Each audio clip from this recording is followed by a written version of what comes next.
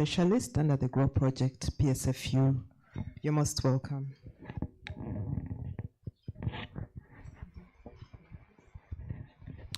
Good morning, ladies and gentlemen. I'm Maris Nakayaga from Bank of Uganda.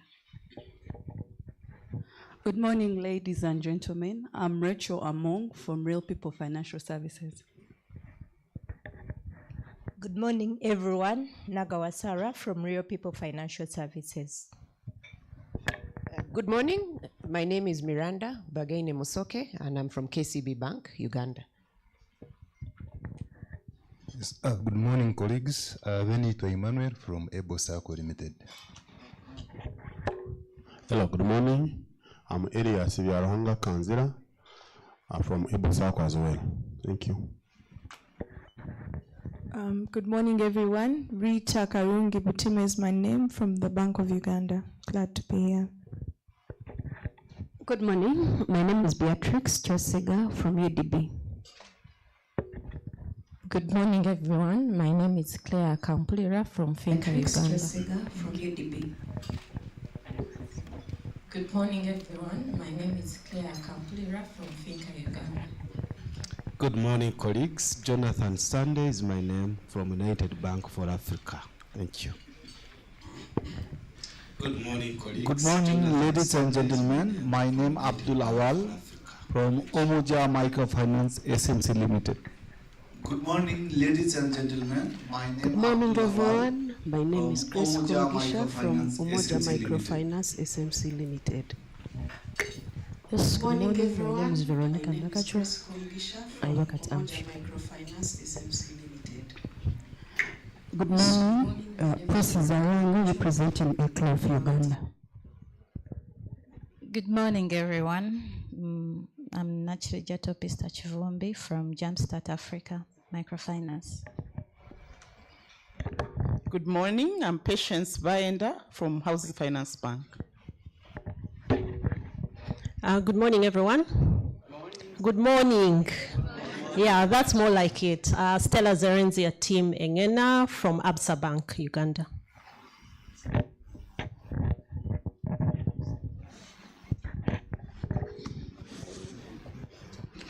Good morning, everyone.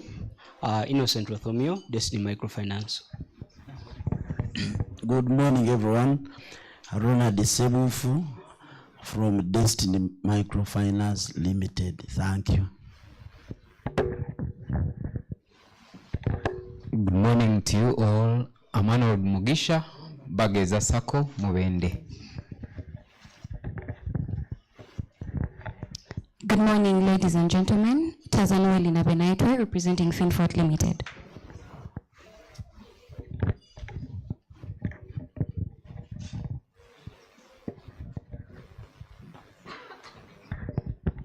Good morning, everyone. Victoria Namtide from Guarantee Trust Bank.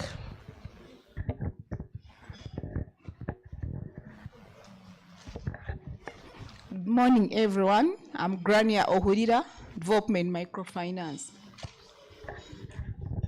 Good morning, team. I am Alison Agaba from Development Microfinance Limited. Good morning, everyone. My name is Topis Tantale from the Grasha Marshall Trust.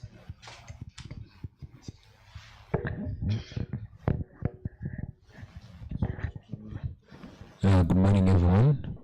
Edward Bazanye is my name, IT for PSFU.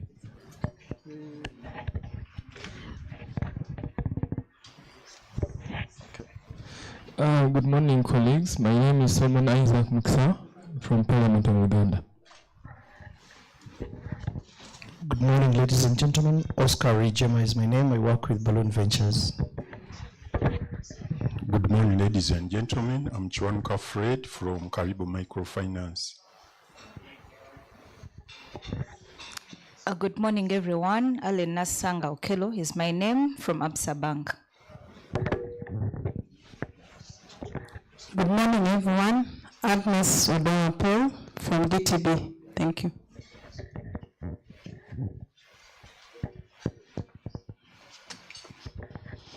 Good morning, everyone. Elizabeth Marinde Kasede from EcoBank. Good morning. I'm Dr. Joseph Mulumba from ABC Capital Bank. Good morning, habari, bonjour. My name is Michael Tony Mbusa from Finca, Uganda. Good morning, everyone. I'm Patience Chikoni from Financial Sector Deepening Uganda. Joseph Lutwama from Financial Sector Deepening Uganda.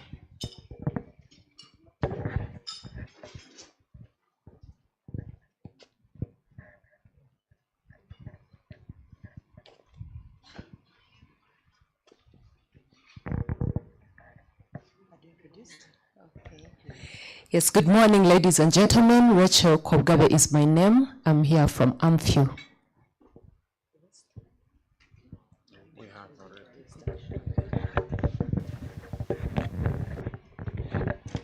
Good morning. My name is Alice Ora from DFCU Bank.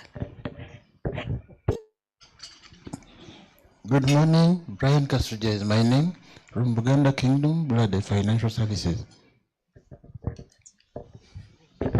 Morning, Francis Waswa, Finance Trust Bank. Good morning, ladies and gentlemen. Prosina Mubiru from Centenary Bank. Good morning, everyone. My name is Juliet Badja, Siona. I'm from Centenary Bank.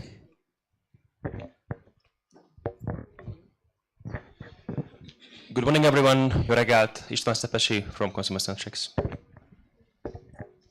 Good morning. I'm Anna Genscherman from Consumer Centrics as well. Good morning, everyone. My name is Ernest Wasake, and I'm with Consumer Centrics.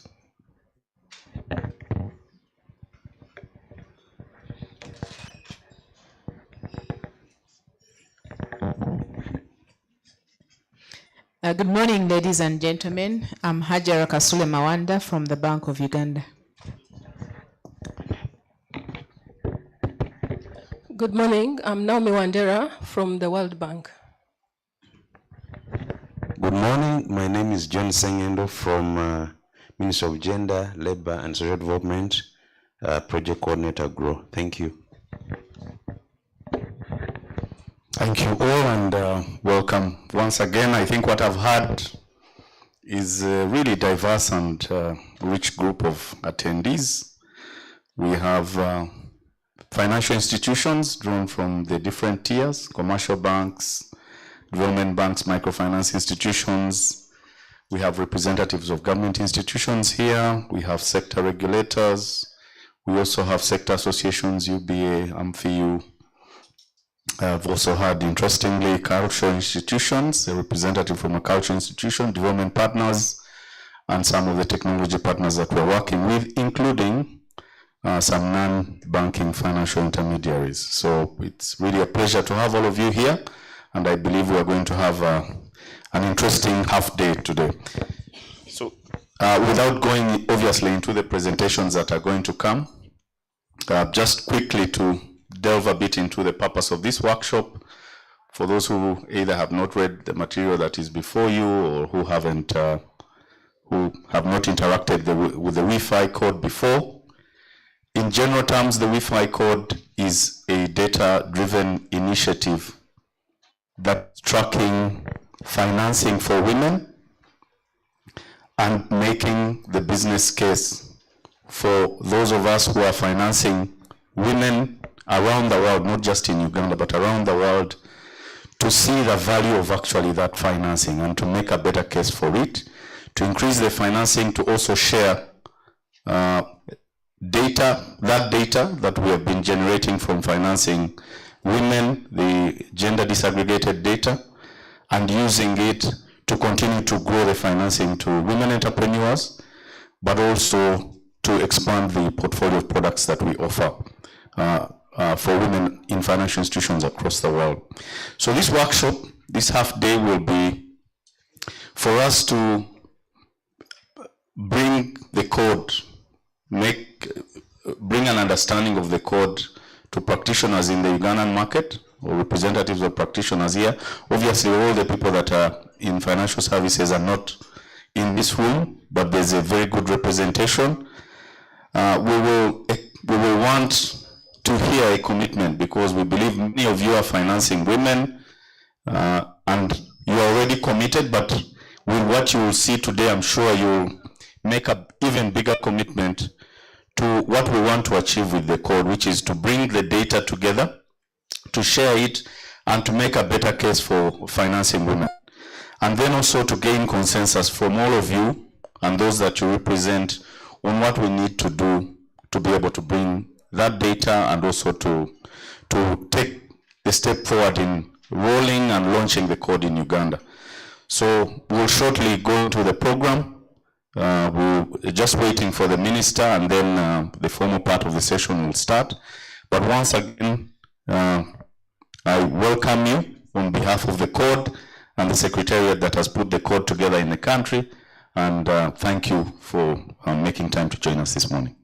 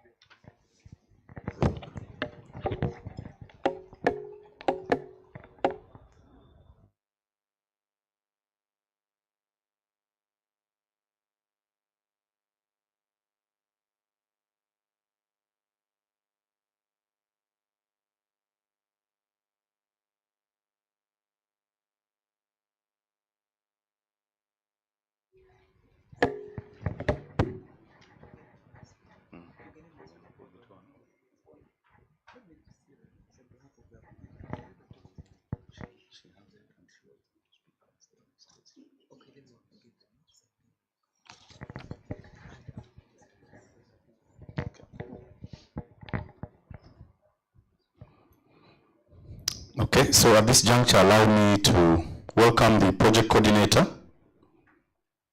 of the GROW project at Private Sector Foundation, Dr. Ruth Aisha Kasolo, to make her remarks as we start the formal part of this.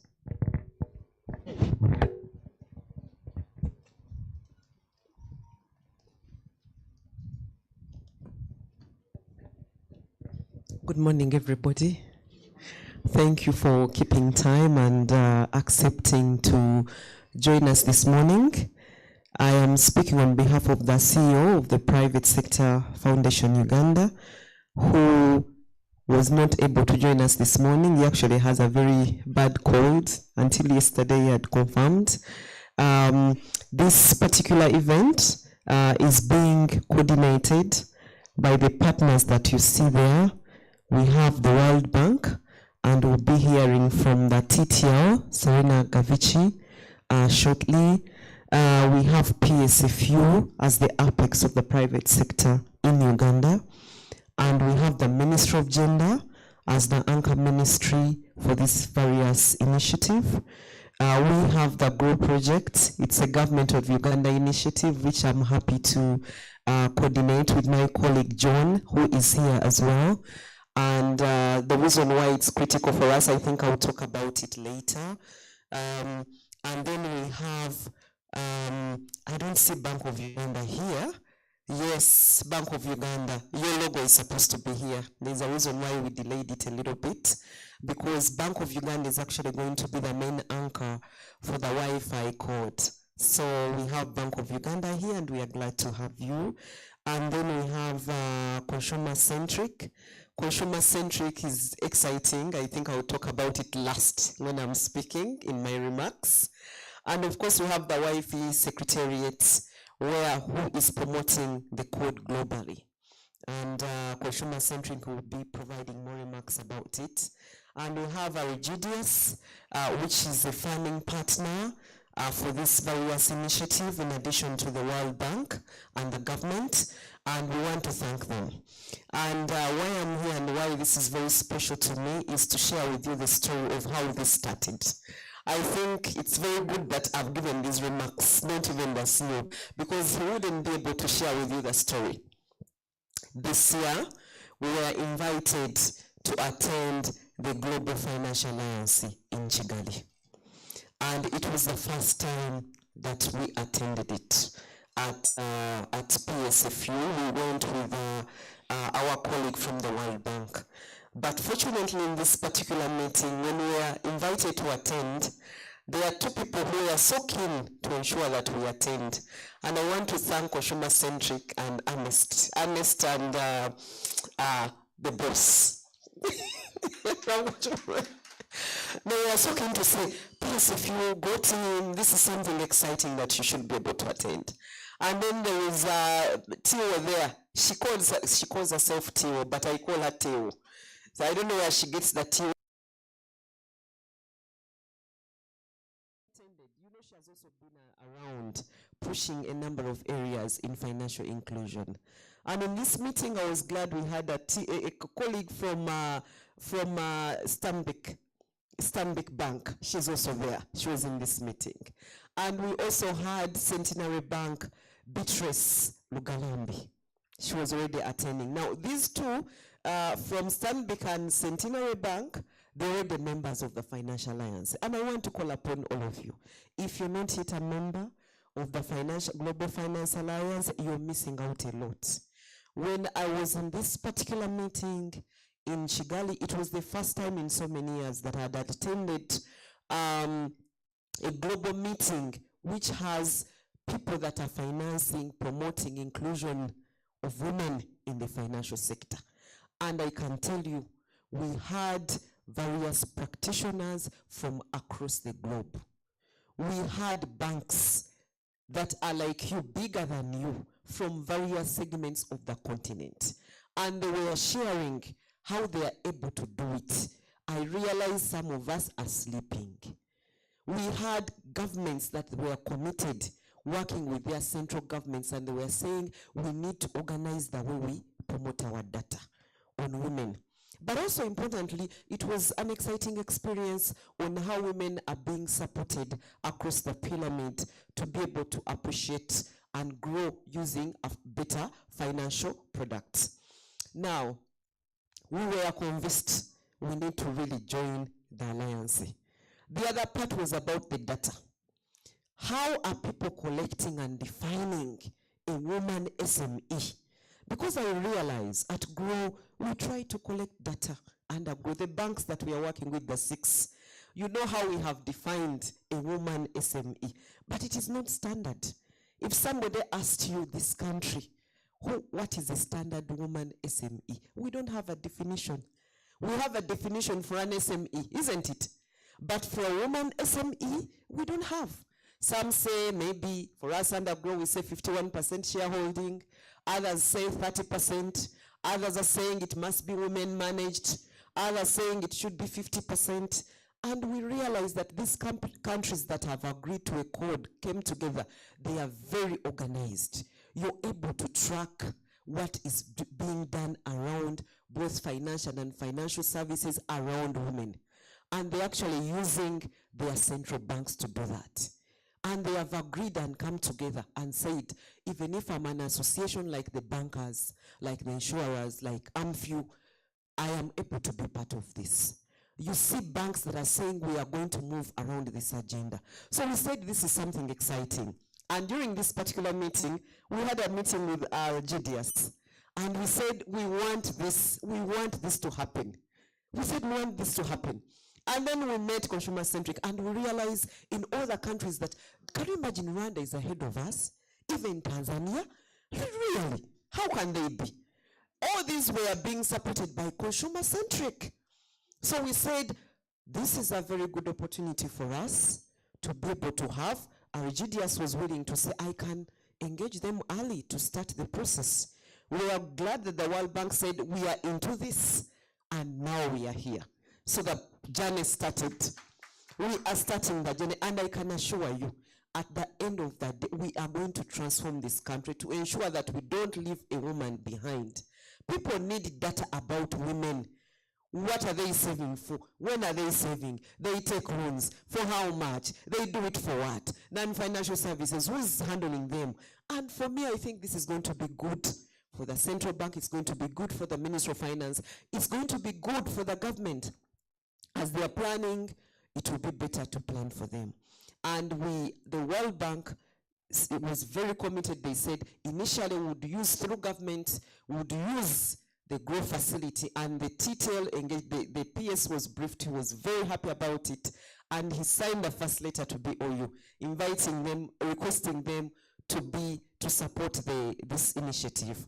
And I'm glad that my colleague John is here, because GROW is typically looking at women, supporting women. So for us, we are happy to be behind supporting, but this initiative is for all of us. It is for all of us to push it. It is all of us to say we want to be able to join it. And I'm looking forward to the presentation from Consumer Centric. I want to thank Serena. She's online and I know she's hearing.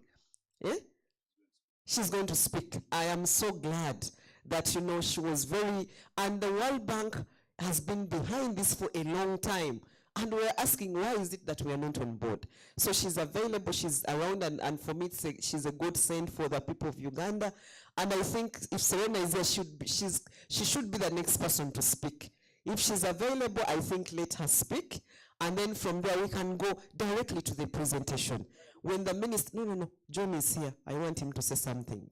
John Sengendo, my colleague, is here. He should say something, then Serena comes in. After Serena? Okay, good. So when the minister comes, she will say her remarks at that particular moment. But us being from the private sector, most of us, let's move. Let's try and move. Okay, thank you very much. Yes? Thank you very much. And Serena, my dear Serena she's right now in Italy. If you're there, please, we are looking forward to hearing from you, and to our team at PSF and the Ministry of Gender, led by Odira and Wendy, Paul. Odira and Wendy, I think, did the hardest work. Please, thank you very much. We appreciate you. I want to thank Ernest on the side of Consumer Centric that has also worked very closely with you. I want to appreciate Mile from the Bank of Uganda. She's not here, but send her our regards. Thank you very much. Thank you, Doctor. And we'll move quickly and welcome Ms. Serena Kaviki. Ms. Serena Kaviki is the task team leader of the GROW project in Uganda. She's also one of those that have led, as you heard from Doctor, the initiative for the introduction of the Wi-Fi code in Uganda. And so she'll make the opening remarks of this session, and then we'll move to the presentations. You're welcome, Serena.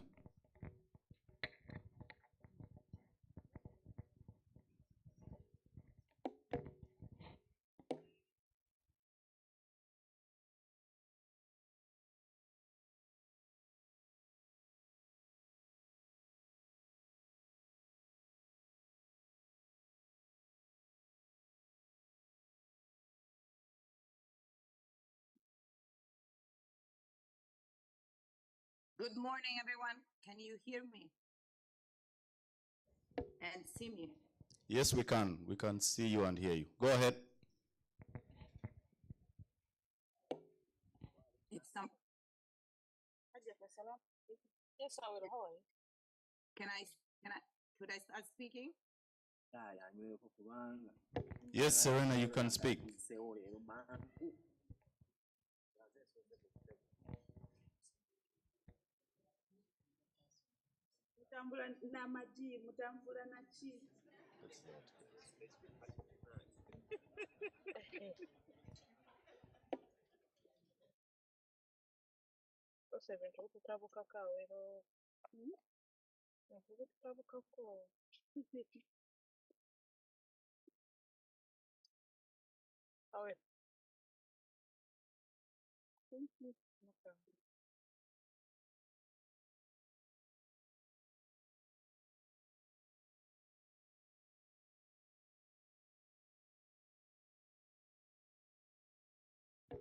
Serena, please go ahead.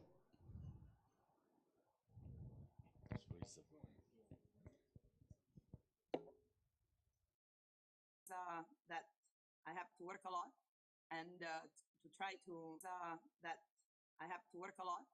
and to try to really help you in Uganda and women enterprises and entrepreneurs to really grow. So I wanted to say good morning Excellencies, distinguished colleagues, guests, ladies and gentlemen. It is a real pleasure for me to be able to hear today at this workshop on the Women Entrepreneurs Finance Code, WIFI code, or the code, as you will be hearing it many times today. On behalf of the GROW project, and in case I think everybody knows GROW by now in Uganda, but GROW stands for Generating Growth, Opportunities and Productivity for Women Enterprises. And we're very proud that the government of Uganda, of course, the Ministry of Gender and Labor and Social Development, as well as PSFU, are joining forces and implementing this very important project. So on behalf of the GROW project, let me thank you for joining today's discussion. And honestly, my apologies for not being there in person together at the Sheraton, and my heartfelt thanks to those who actually made it possible for me to be there, even from afar. Because today it's a really, really important day, and the main reason it's really because we're starting a journey together. And with GROW, we started several journeys together. We're still midway, halfway at the beginning of the way, but this is a very, very important one. And if we don't do it together, we're not going to go anywhere. So let me just, again, thank you for this opportunity. I would like to just start and say that, and remind all of us, and this is something we at the World Bank know very well, but I think everywhere it's something we need to acknowledge. And, what we cannot measure, we cannot change. If we don't know what it is that we need to do, to change, to improve, it's impossible to do it. We all agree, I think in this room, there's a very and highly specialized audience that know that disaggregate data, and for us in this case, we talk about disaggregate data by sex, constitutes the backbone of understanding the real picture of women participation in the financial system. I jumped really into the core of the substance of today. For too long, the real picture of women's participation in financial system has been buried in aggregated data that inadvertently hides the true scale of exclusion. Met specialists, among a few other things, and sometimes I really think that we look at how to include, but we don't understand exactly what is it that excludes or inhibits to inclusion. In our case, without robust and supply side sex disaggregated data, we are left to rely on demand side surveys that highlight women needs, but don't tell us how institutions are really responding to them and what is it the institution can do to reach them where they are. And this is something that is really there to GROW project, to the GROW project. We're trying to see where women are, to meet them there. And having a code, a WIFI code in Uganda will really help us also getting there.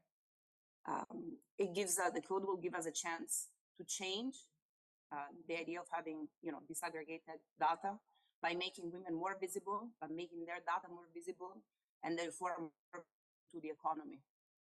Normally, as a World Bank person, I would give numbers. By now, I'd give some highlights on, how global data and how Uganda data. But I think we all know that, women enterprises and the women economy really constitutes more than half of the business.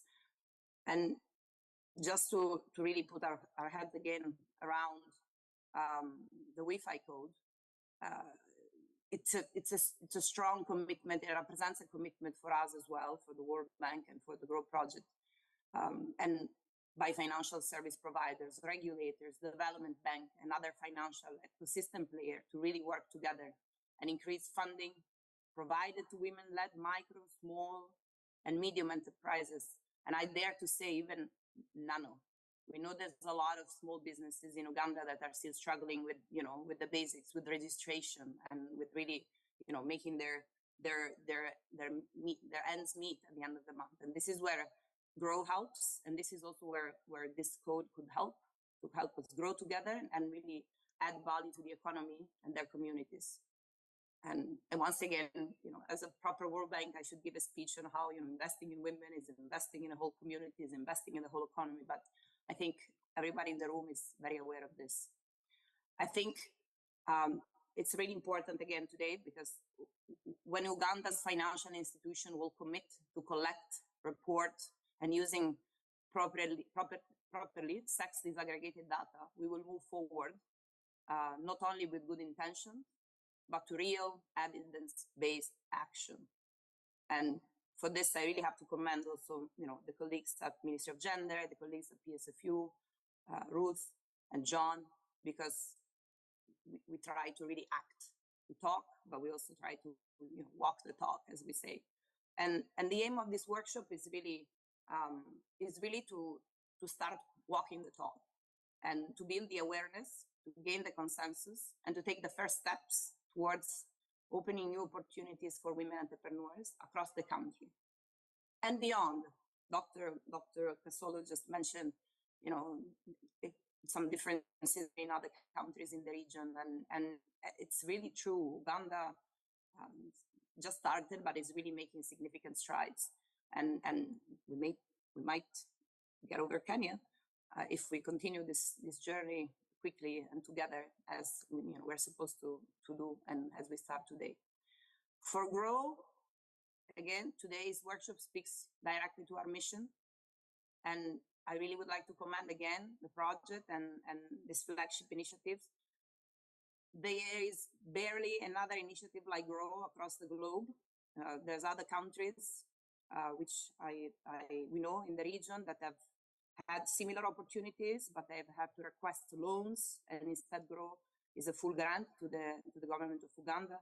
And for that reason, we all share a big responsibility to really move forward and get things right, do things right, but get things right as to reach women entrepreneurs. And today, again, is about getting it right and starting to go to that direction. I will not talk about Grow more because I think today is not about Grow. It's just Grow is just here to really support and direct or accelerate, which is the word that is there to us. In the last year, we've done a lot of acceleration, and I don't want to make it Grow into a Grow presentation, but Dr. Ruth and John are there in case more questions are asked. We are committed to support the Wi-Fi code, and we also want to do it with a touch of innovation as we try, and we'd like to include some climate change features, maybe just 1 or 2 indicators that also will look into the direction of sustaining women businesses in a sustainable way, in a climate savvy way, which I think, as we are reminded every day, it's more and more important. And for this, Uganda will be also, really remembered for even more innovation in the code. Let me just, leave it at that. I want to ask my colleagues in the room. I know there's Noemi is there. She has done a lot of work to also prepare for this workshop. I'm not sure that our communication colleague Bidya is also online, but she also, prepared a lot. And I wanted to thank Consumer Centrics, Anna, Ernest. We wouldn't be here without them, and without them also starting to walk very quickly towards the code. And once again, apologies for not being there, but thanks again for having me online. And I wish you a very good and successful day. I'll try to be online as much as possible. And if needed, everybody knows how to reach me. See you next week in Kampala. Thank you.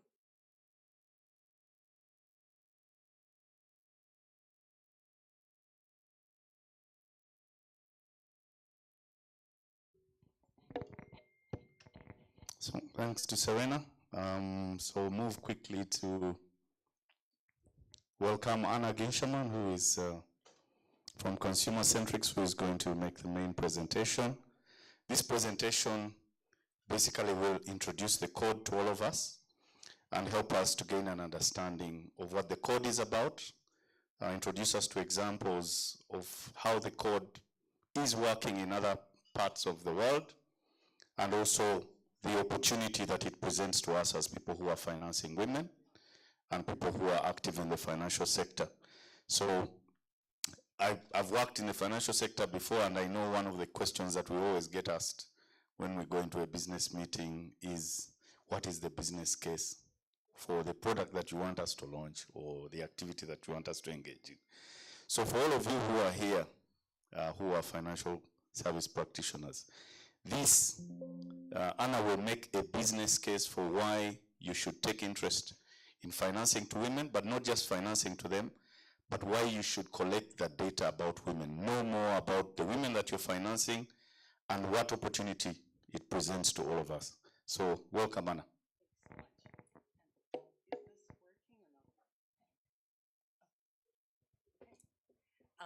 Good morning again. Great to be here.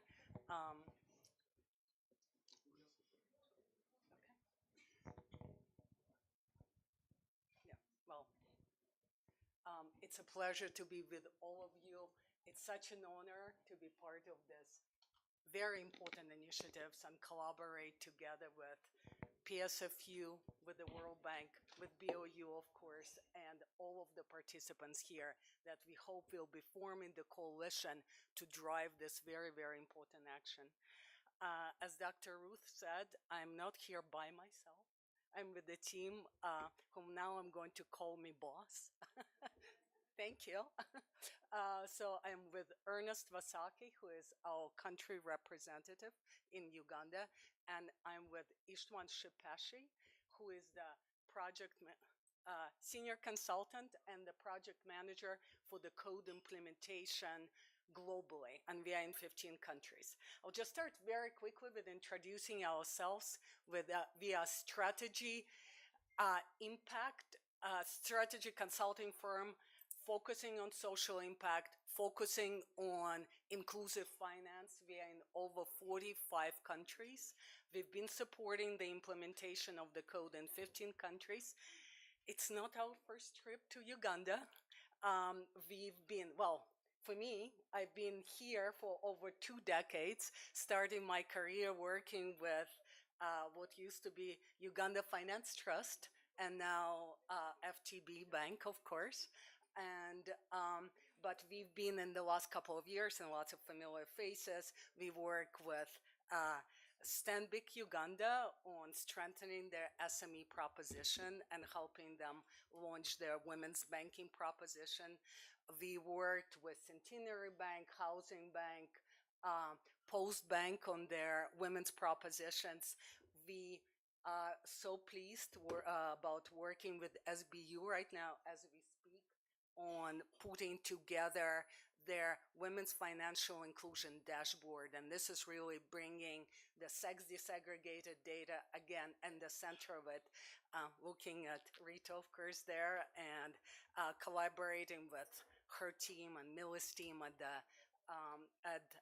BOU has been a pleasure, and really hoping that soon we will be unveiling a very important data platform, hopefully in the Q4 of the year. So as Paul set me up so nicely, we are here. What kind of step back? Why we have been bringing the code here? Is there? I need it. Why we are bringing it back? Why it's important to have this conversation, because the challenge of women being unserved and underserved is not at the national level in Uganda. It's not at the regional level in Uganda.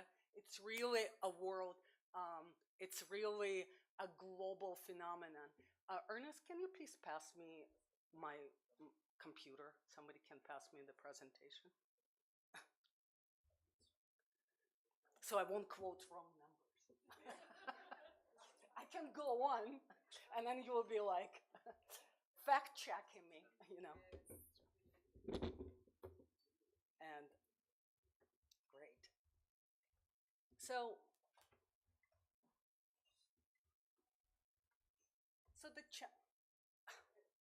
should I wait for technology for 2 seconds so you could see it? So sorry about that. Oh, okay, it's there. Excellent.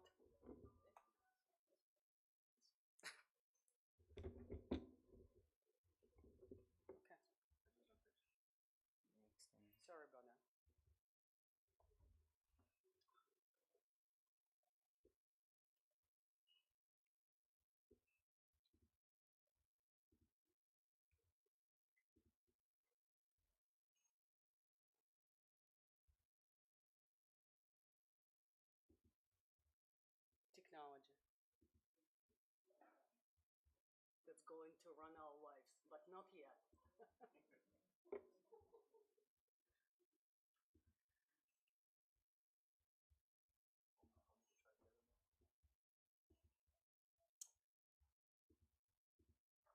So maybe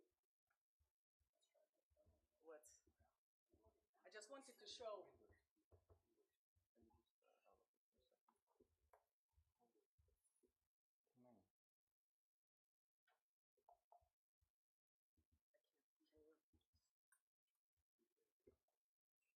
Is it working? Let's quickly go there.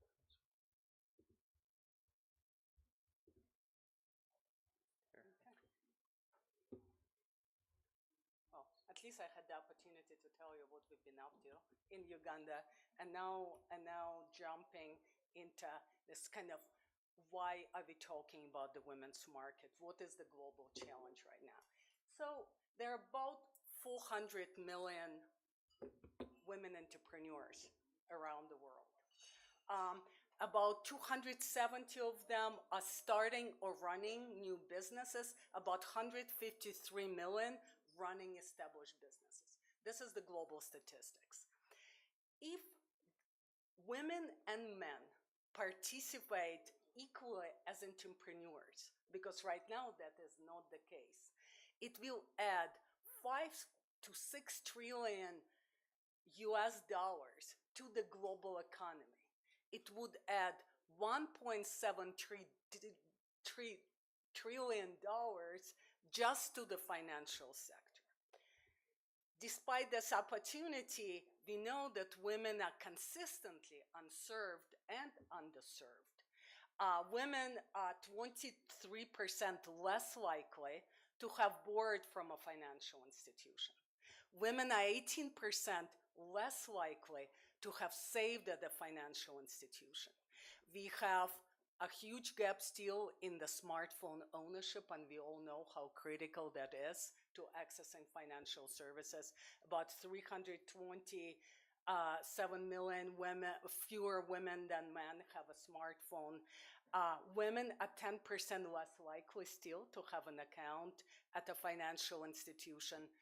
Over 700 million women don't have access to a bank account. And as I said, there's a 1.7 trillion credit gap for WMSMEs globally.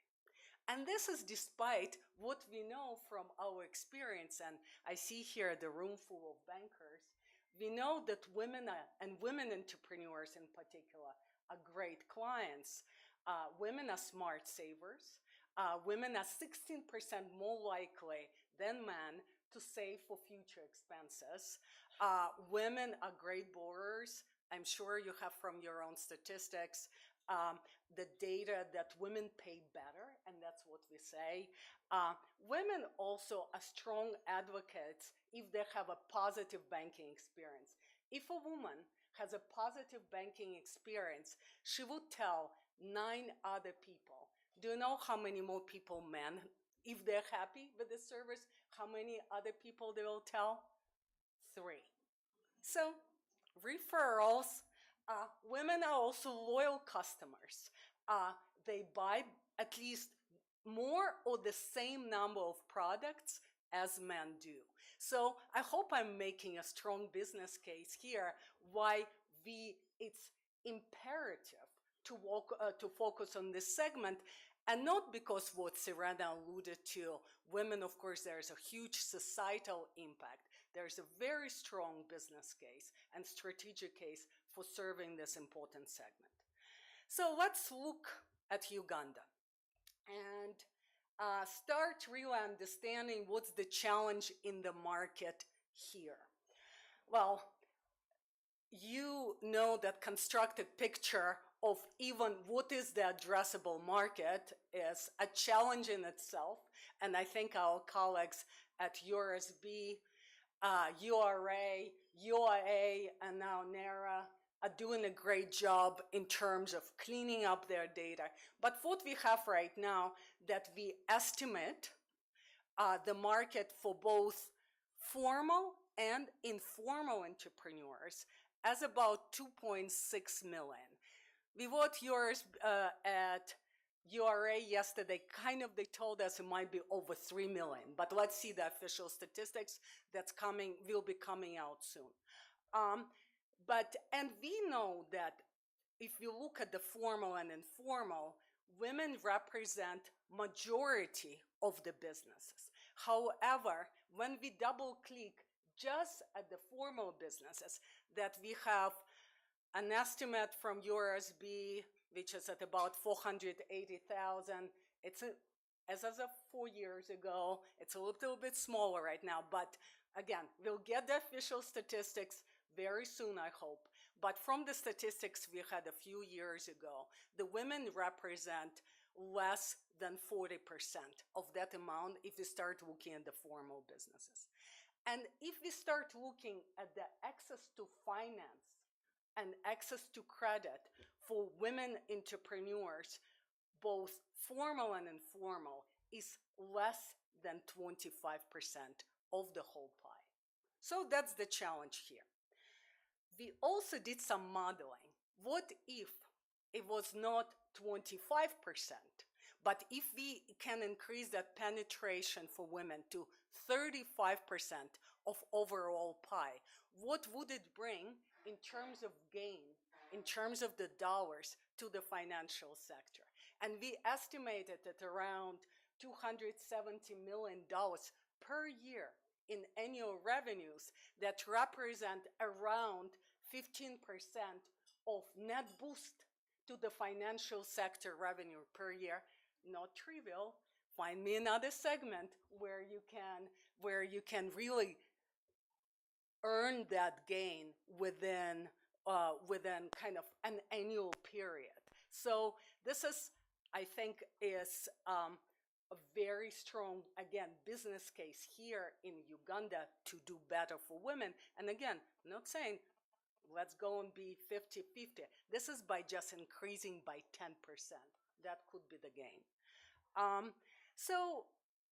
And that's why we think the initiative of the V-Finance Code that is very much around advancing capital to women entrepreneurs is so critical for the country because, as we've referred a number of times already here, it can improve the collection quality and usage of the WMSME data. It will also help deepen financial service providers' capabilities in serving the women's market. It will rally, as we are doing today, the national ecosystem around unified codes of supporting women entrepreneurs.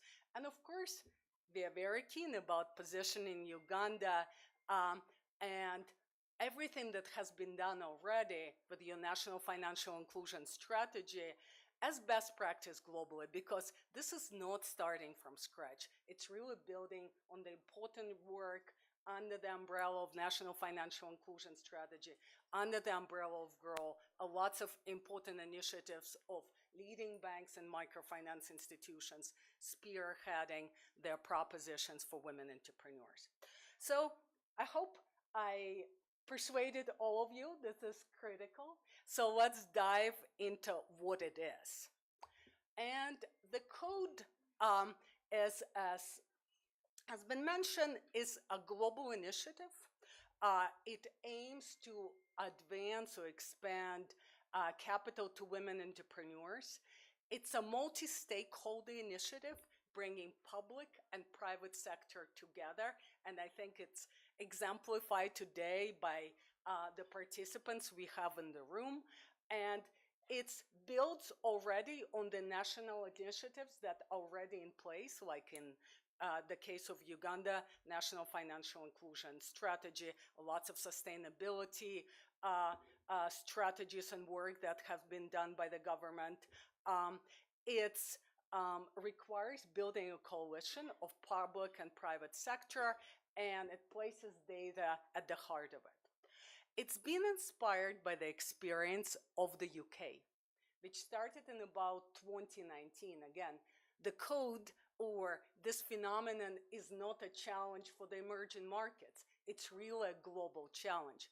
So in the UK, about 7 years ago, the financial sector acknowledged we have a challenge of serving women entrepreneurs well. We don't know the extent of the challenge.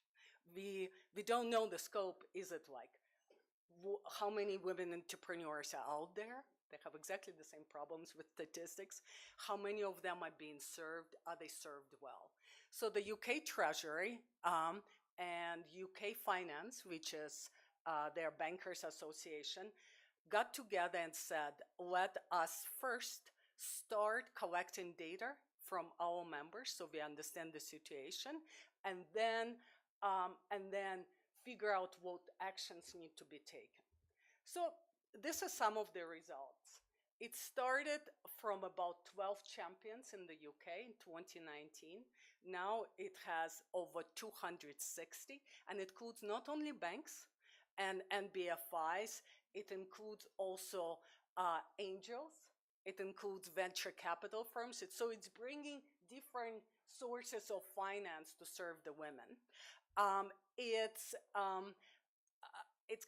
It's really having an impact on the ecosystem. In 2019, there were about 50,000 women starting their businesses. Now it's about 150,000 women per year. So when women know that they have actually expanded access to capital, they're starting their businesses, they're running their businesses.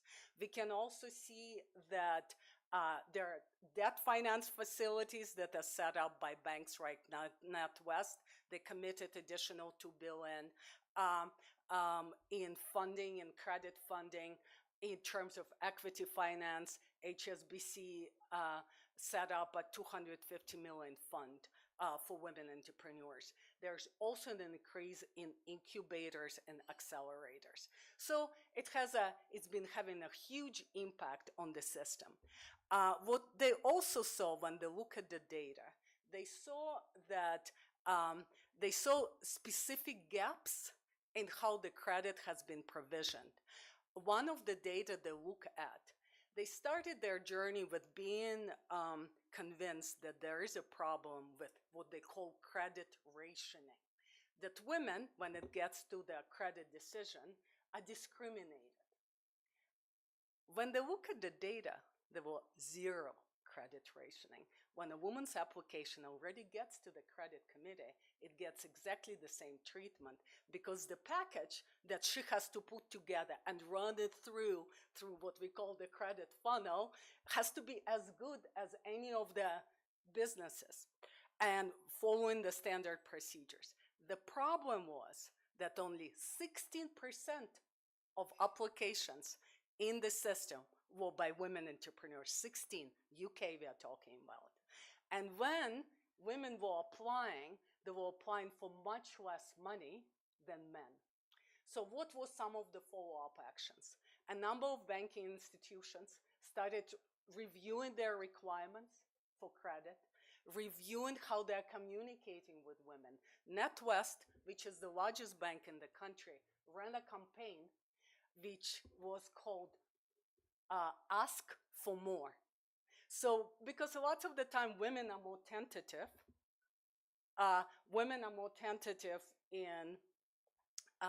in asking for what they need. So NatWest really encouraging them. And again, we are truly seeing the impact on the ecosystem. So that's the inspiration. UK, the first country, the second country, Dominican Republic in the Caribbean. The third country is the Netherlands. In the Netherlands, they just published their annual report, and it's only of all the credit, of all women entrepreneurs, about 33% have access to credit. Again, global problem, developed countries, emerging economies. So right now, the code is in 31 countries. There are about 350 financial service providers of different kinds that are signatories to the code. So what does it take? What does it entail? As I mentioned before, it has kind of two tracks. One, it's coalition building. It's public sector and private sector coming together to create a structure which also sets up mechanisms for mutual accountabilities to monitor commitments that are being made. And the second track is data, collecting and making available sex disaggregated data on the performance of the financial sector in regards to the women's market. So from that, kind of what we are trying to achieve, it's more evidence-based financial services and products for women entrepreneurs, having a national level sex disaggregated data available, improved harmonization of data and definitions. So an example here from the region, Nigeria, they launched the code last November. It's spearheaded by the Central Bank of Nigeria as well as 2 development banks. There are, oh, I have the wrong number here. There are 98 signatories, 29 banks. Sorry, I have the wrong number in this presentation. They also included payment providers. The Central Bank of Nigeria is coordinating the code, and Central Bank of Nigeria is serving as the data aggregator, as the idea here, together with the Nigerian bank settlement system. Dominican Republic, the second country which has launched the code, it was launched by the president, the Ministry of Gender, Ministry of Commerce, Ministry of Finance, Superintendency of Banks are all the champions of the code. The Bankers Association is coordinating it together with other associations like Microfinance Association and FinTech associations. And all of the largest banks are part of it, as well as the largest microfinance banks and credit cooperatives. So that's kind of some of the examples from abroad. I'm going to pass it to my colleague Ernest to speak very specifically of what are the commitments under the code so that financial service providers need to make, but also as you make those commitments, what do you get in return? What are the benefits to you by joining this very important community here nationally and internationally? Over to you, Ernest.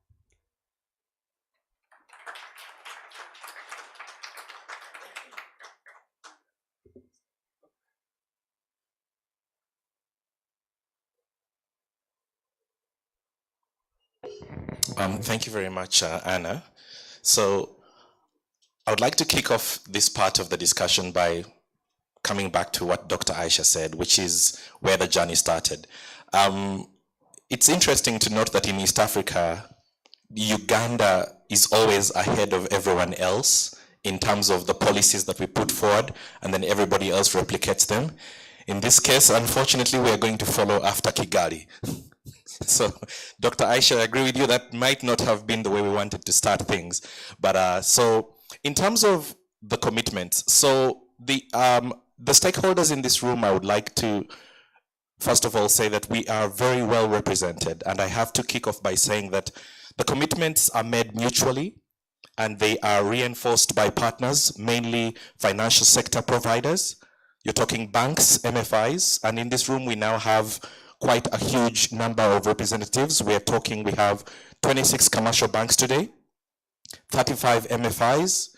We have 3 representatives from the Central Bank / Bank of Uganda, 1 representative from Parliament, 7 consultants, the FinTech body representative, 5 representatives from the Ministry of Gender and PSFU / GROW, and development partners. I think let's clap for that.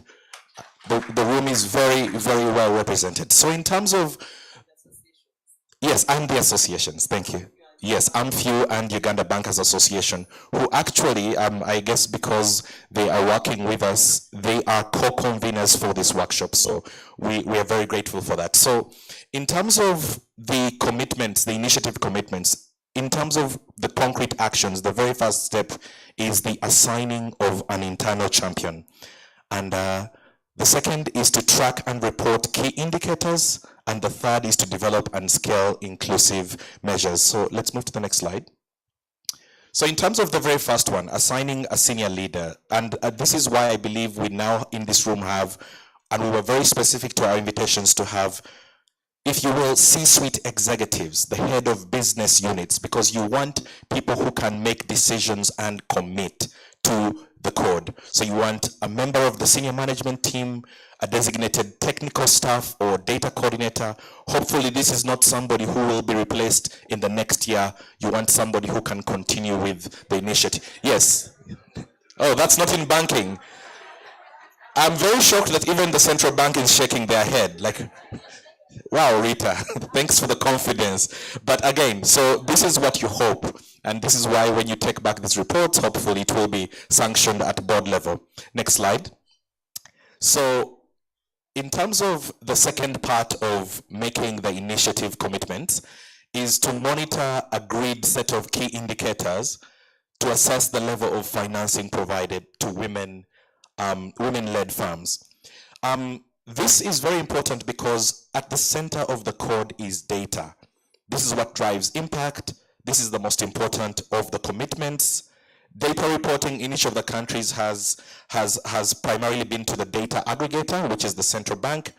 There is no restricted blueprint, if you will, but these 5 indicators on the screen are to be tracked to understand the data that is collected by the market players. So in this case, these would be WSME business customers, the number, the business outstanding loans, that is the number and the value, business loan applications and approvals, the number and value, business NPLs, the percentage that is, and then business deposits in terms of the value and the number of depositors. So these are the key data points that, for example, the focal person at the financial institution would be reporting to the central bank. Because what will happen is that the commitment is actually, the commitment will require the institution to report back after a year to understand where have you reached with the commitments that you've made and what are those indicators and what are they looking like. Next slide.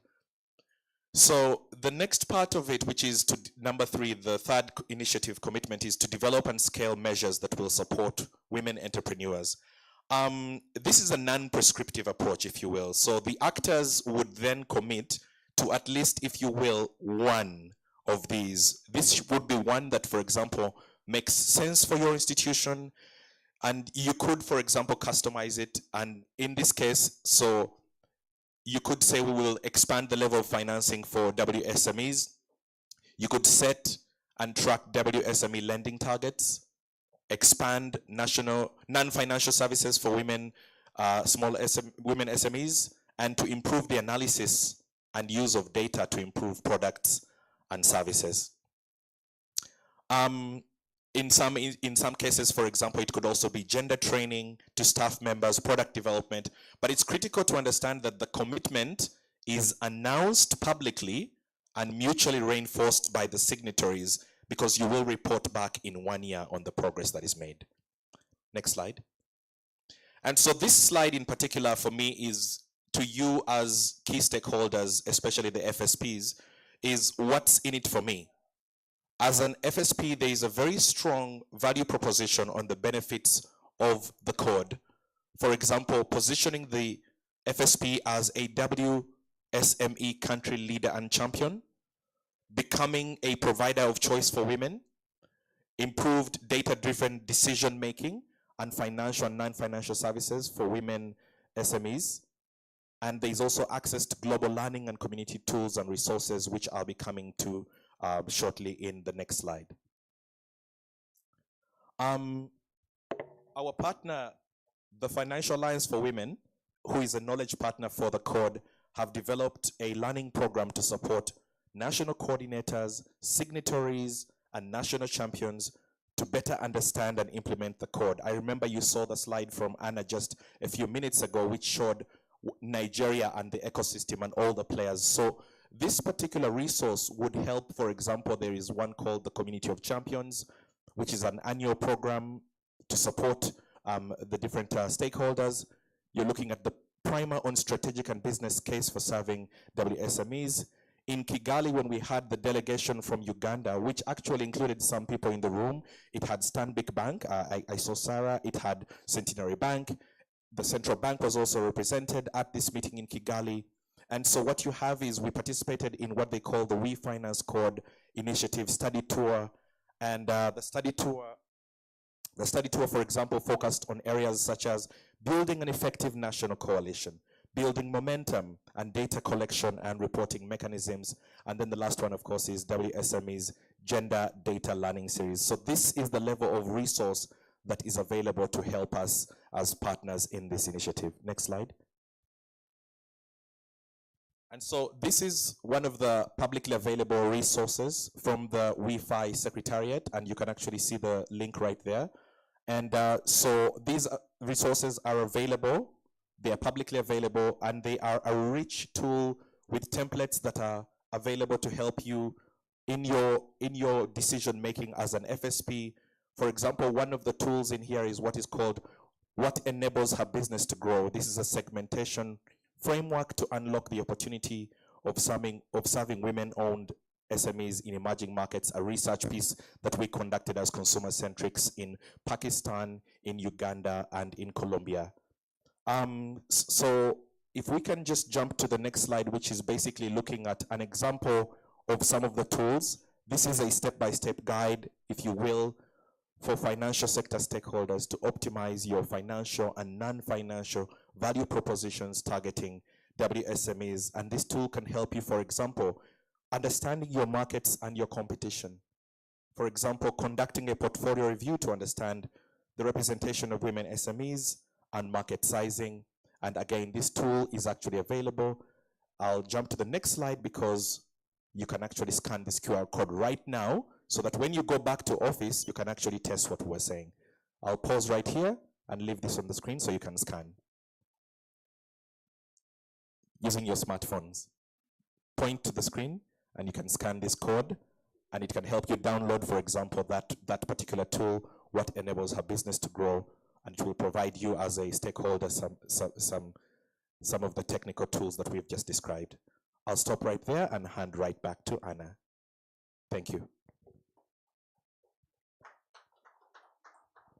I think maybe just keeping it on the, I want to say a few things about the tool. Go back, the previous slide. So this is a set of tools. Again, we see bankers in the room that will help you segment your current clients and prospective clients, that will help you. All of them are plug and play. So lots of them are Excel-based tools. So test them and let us know. If you want to really conduct that business case analysis, profitability horizon analysis for your women's proposition, this is the last tool, determining the business case. Again, all of them are plug and play. When you go to the QR code to the website, whether they are placed, you will see that there are tutorials how to do it, but also very, very good explanations and instructions of how to, first of all, use them, but also how to interpret them. So hopefully that will be a useful resource. We have 10 minutes before the coffee break, and maybe this is the opportunity just kind of to take your questions on, did we explain well? Do we all understand what the code is? So I just wanted, before we move on with the agenda and the coffee break, to make sure there is clarity. Do we have one more mic? Oh, does anybody have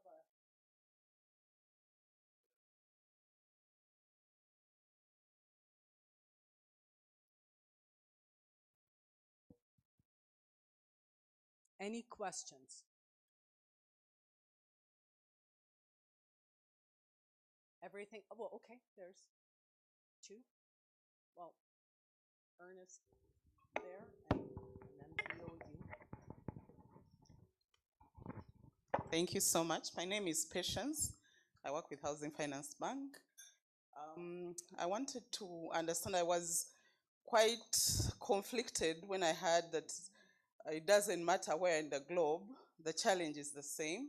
The most developed countries have the same challenge. Developing countries have the same challenge. I assume that the way they capture data is definitely much better and more advanced than we are doing. We're just learning the importance of even making the most rudimentary records. So then why are we at the same level when it comes to financing for women enterprises? Thank you. Patience. I'm like, I need to jump on answering this question. You'll be surprised in terms of the challenge. I mean, there are two challenges, one financing, one collecting data. You'll be surprised in terms of the quality of the data that you see in the developed countries, including the UK. Very, very similar, and I'll have to say, because they also are so much tied to lots of legacy systems of how they've been managing their data. They're also, the financial sector is so much driven by legacy banks. So I have to say they have different types of challenges, but the only comment I would make, when BOU will unveil their dashboard with the financial inclusion data, which is basically, they're almost ready to unveil the retail data, sex disaggregated by sex, is going to be one of the best data platforms in the world. And I have to tell you, they have such rich sets of data for specific products. They have the best set of data on remittances, and it's already sex disaggregated. Soon you will be seeing, I mean, it's kind of, it's hard to even, so the data issue, right? So it's really not about developed countries and emerging economies. It's really who is, where the publics, I mean, where the countries are investing. And Uganda is investing, and the central bank, the BOU, is doing this incredible job right now in building the data infrastructure. So we'll talk about the data after the coffee break. So that's kind of one element. In terms of challenges of accessing financing, I think of course, they're very country specific. They're also very much linked to the women's participation in the economy, lots of gender and social norms, which very much different. As Ernest said, we just did a study in Pakistan, Uganda, and Colombia. The situation of women in Pakistan, you know, where there are less than 20% of women are in the labor force, is very different from here, you know, where, you know, women are so represented in different parts of the economy and in the leading roles, right? But yeah, it is country specific, but the challenge, the extent of the challenge remains. Okay. I haven't seen one country where women where you have 50-50 in terms of the loan portfolio going to men and women. We haven't seen one country, and we are working, as you said, in many, right? So as it concerns women entrepreneurs, not necessarily as it concerns account ownership. There we have more and more equality through digital financial services. There's more access right now, right? So, but not for women entrepreneurs. And there was a question here. Thank you. My concern may be somehow related to what she has asked. My name is Oketa Gerald. Your presentation has been mainly from the developed world, talked of UK and the rest. But majority, could be some, but majority of the presentation was concerning those countries. My concern is that in Uganda, how is the performance of the GROW project in Uganda?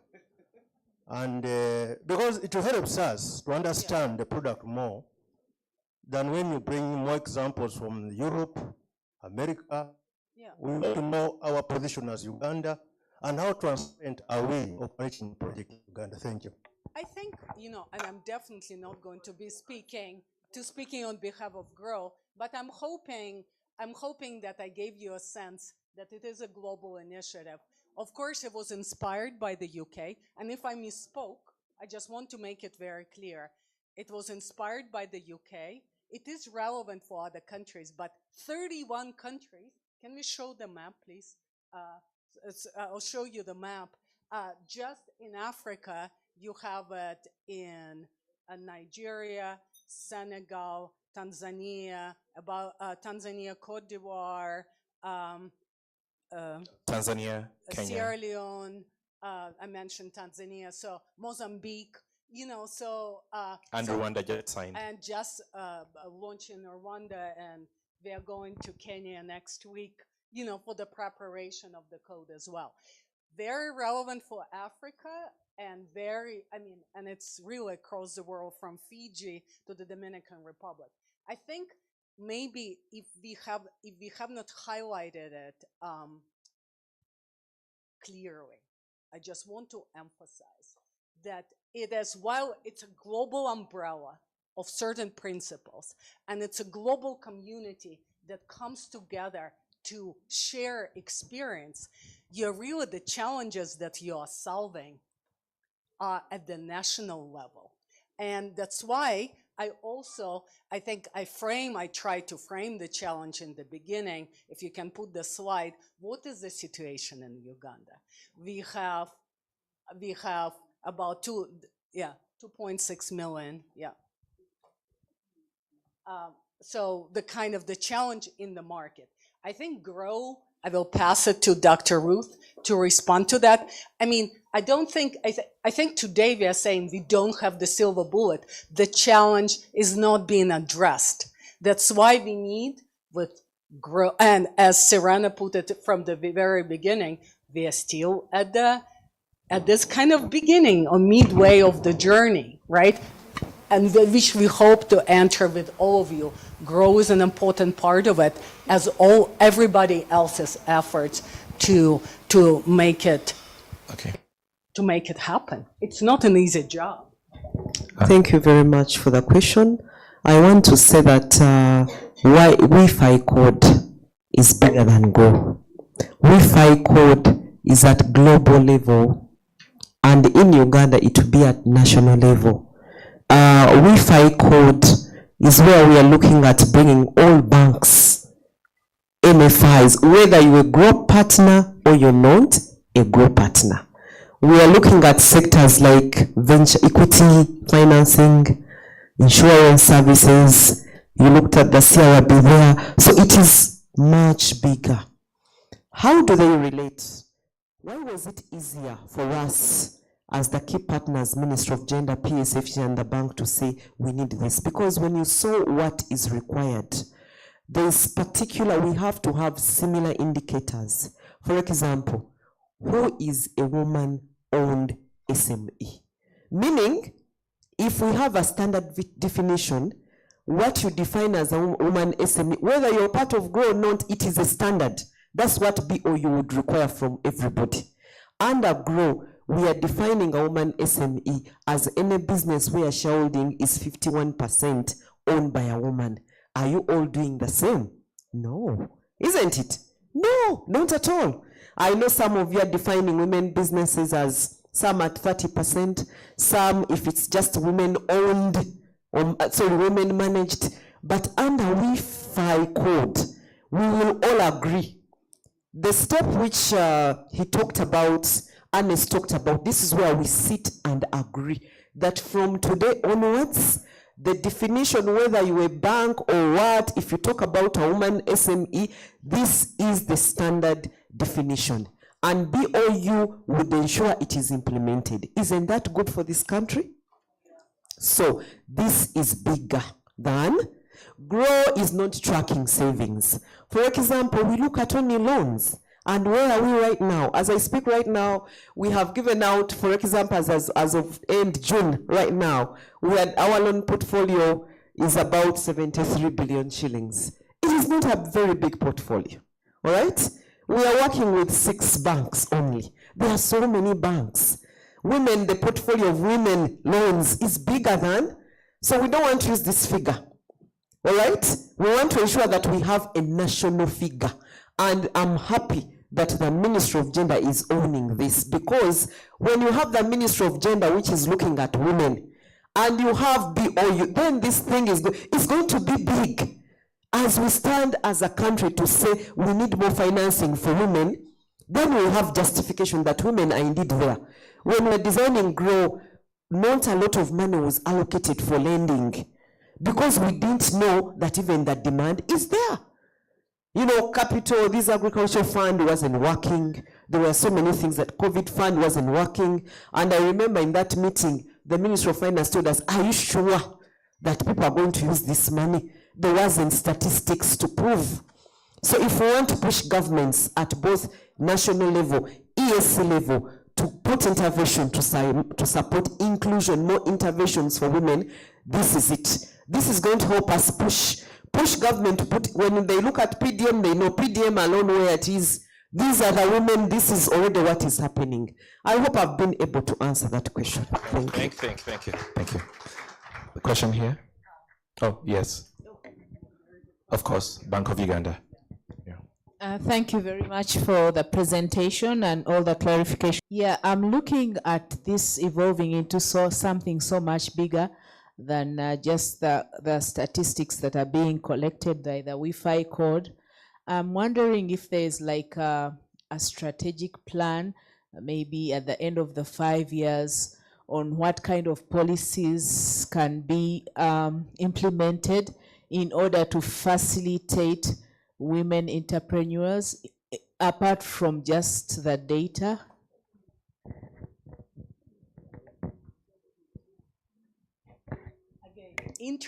And I'm going to pass to Rita because who can speak how it's related already to the National Financial Inclusion Strategy.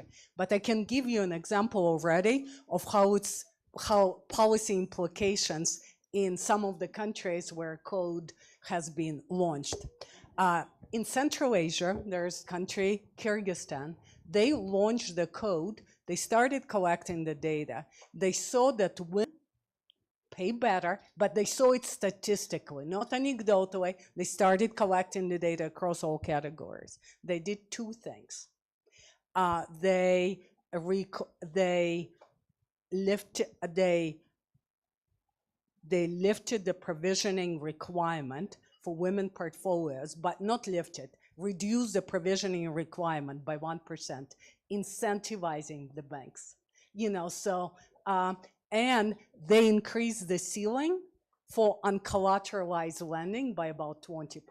So they saw women are good clients. Let's incentivize the banking sector to do more toward women, but specifically addressing the constraints that we know. It's more, can be, you know, women lots of the time cannot provide the collateral. How do we address that? 2 policy actions already in the first 6 months. So it's going to be, I'm going to pass to Rita to add to this question because Thank you, Anne. As part of national efforts to increase access to and usage of formal financial services, the Bank of Uganda is the Secretariat for the National Financial Inclusion Strategy. And I would urge all of us to have a look at this strategy. It's a 5-year strategy running from 2023 to 2028. And one of the objectives under the strategy is to promote gender inclusive finance. And we have certain initiatives that we've put in this strategy to ensure that we move towards more gender participation in the financial sector. So this code is supplementing the efforts, heavily supporting on the data, because one of our challenges, like Anna mentioned, was being able to measure where women are in the financial sector in terms of accessing, usage, and quality. How is the experience as they use financial services? So this will heavily supplement the efforts that we're running from the policy side. Thank you. The question has, been answered? Okay. Okay. Thank you so much for Arita. And just a follow-on question. I'm thinking of like an umbrella policy that not necessarily has to be compulsory, but like guidelines for countries. Are you looking at that instead of being just nationalistic? What's going to be compiled, and then we presented the slide with all the resources. We will be and there's already a policy brief on kind of what's working for women entrepreneurs. So we will be compiling, for the lack of better expressions, best practice, see the policies that have been implemented, because I think the code is really taking a strong stance on not being prescriptive. Really understanding that there are different starting points, and respecting that in the UK they're not starting the same way for different sets of reasons. In certain ways, but sharing examples. That's why that community of champions, which basically includes both policymakers, and I think you guys have been already part of it. And as well as financial service providers, to exchange experience at the policy level and at the level of financial service providers. I think we have one more question. We have one more question. That's the boss. Maybe we can come back to him after just one. John is the boss, so let me come. Only there's questions the other side and questions this side. How much time do we have? How much time do we have, Anna? 5 minutes. So we have 5 minutes. Okay, so I'm going to come here and then over there the other side. We have 3 questions. There are more, but I mean this is important. We can also Thank you. My question. Okay, my name is Michael Tuagendeka from Sunrise Credit, and I'm sure here at the various institutions we are collecting data about women, and they also at a national level, Bank of Uganda, and the umbrella associations are collecting data. And we're using that data to inform policies and different developments in the industry. My curiosity is around our neighbors who are already part of this code. You said Tanzania and Rwanda, they're part of this code. They're providing the unified data. I'm interested to know what insights you've been able to draw from the data they've given you, and how some of those insights have drawn policies and improvements in the lending to the women in those different countries. Can I suggest, thank you so much, this is a great question.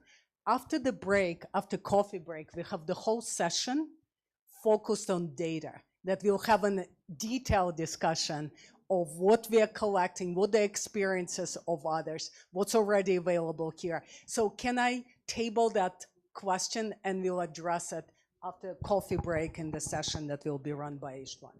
Thank you. Very important question, exactly. We don't collect the data for the sake of data, right? So what a kind of, how do we put the insights to use? Yeah. Sorry. No, this is the boss. I thought he's going to be the last. Okay, well, sorry. Don't fire me. No, don't worry. I know when to get back at Ernest. Never mind, I will pay him back. Now, just to thank you once again, and I think I just wanted to report that as we grow, we have some resources, policy and implementation research resources.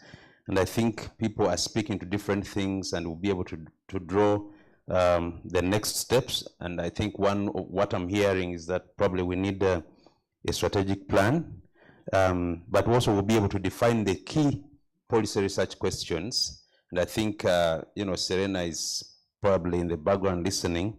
It will be very easy for us to move forward on this, to commit some resources to invest into the next steps. But I'm very pleased to hear that there's a lot of interest in the room about the Wi-Fi code and the way forward. Thank you very much. Can we please clap a bit louder? There's money being given.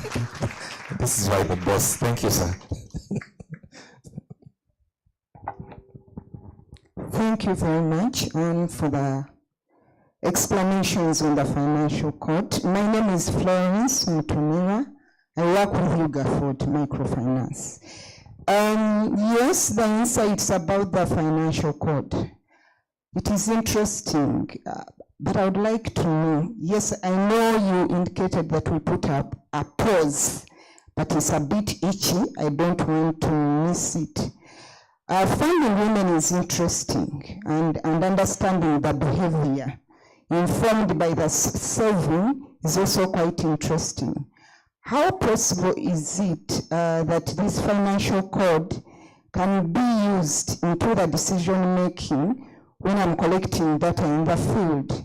It's good the Bank of Uganda person has talked about a national strategy, which is important, but uniformity and understanding the behavior of a woman so that you find her right. And you do not instead drain her and cripple her. So is this going to solve that problem as well? Thank you. Do you want to take 3 questions and then we can answer them? Istvan, if you could help me to the questions that are being asked and then we can put them all together. Okay. Good morning. I'm so happy that there are so many faces that are in the space of women. When you look at the statistics that they have shared, but even if you don't look at the statistics and individually within the different financial institutions, out of the so many applications you have for women, how many are you able to give money? Maybe just that can give us an indicator. But I know one thing, that the only way the financial institutions will appreciate being part of the code is the fact that currently most of you are lending women money from your own float, and there is no way you can manage the women segment if you are not able to get money from other partners. And when you look at the questionnaire and what they score highest is what percentage of your customers are women.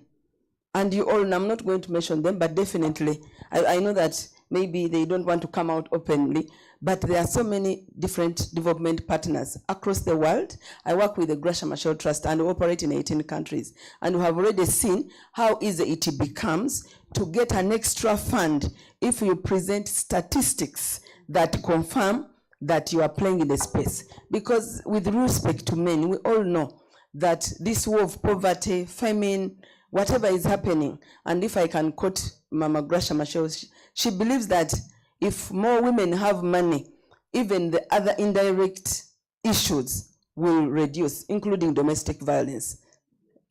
Are we together? All the social problems women face are linked to money.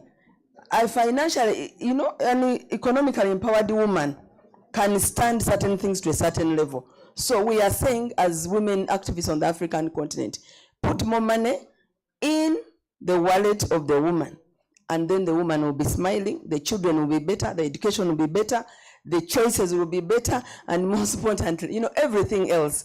So please, financial institutions, that is the other, I don't want to call it an indirect benefit. It is a direct benefit that donors and partners are looking for.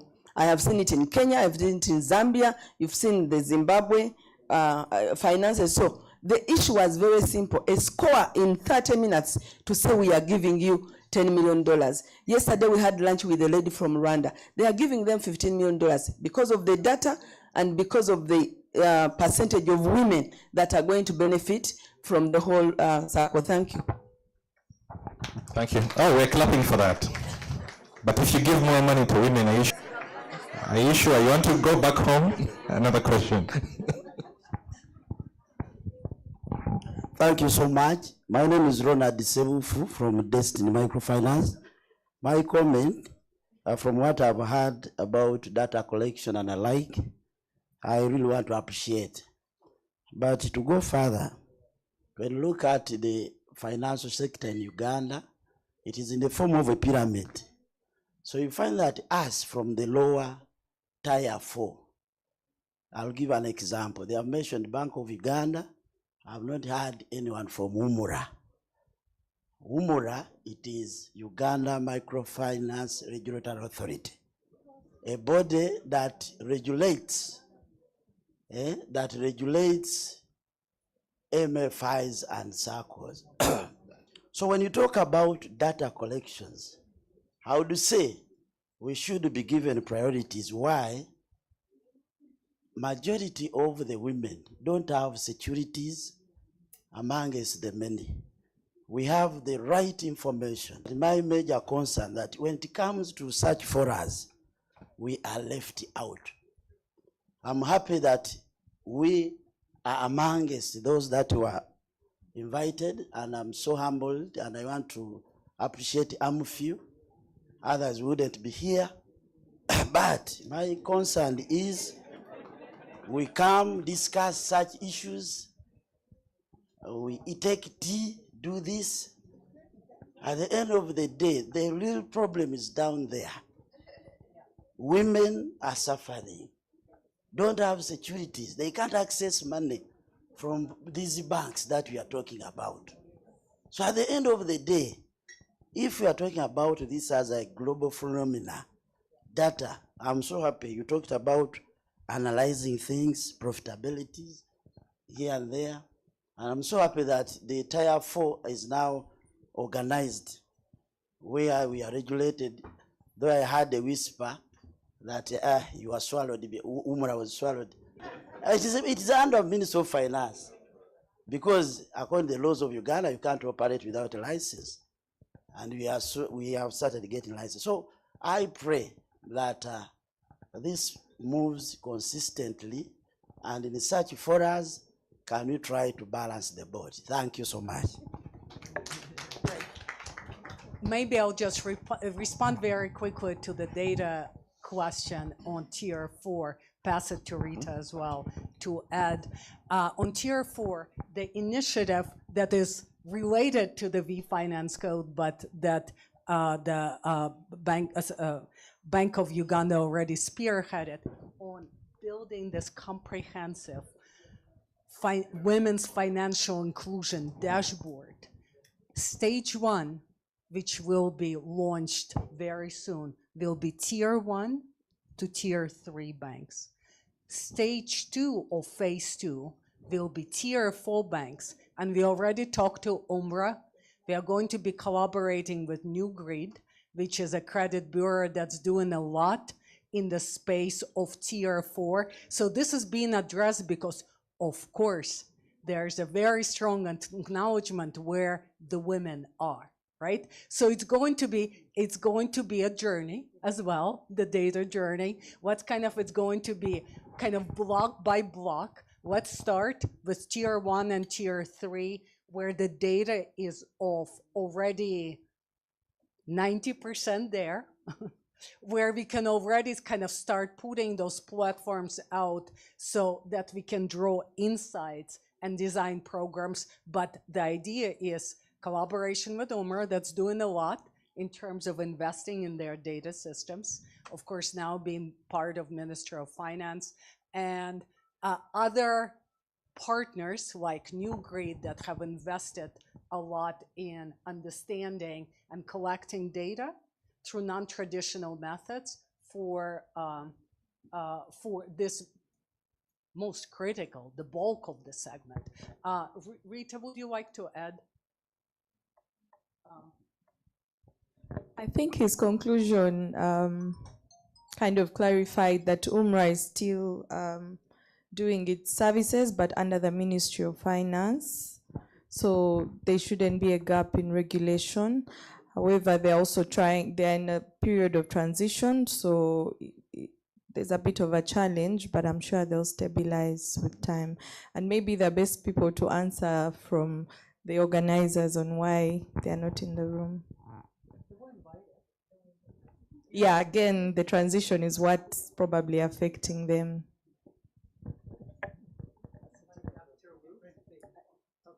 I wanted to just respond to the issue of how is this data going to help us?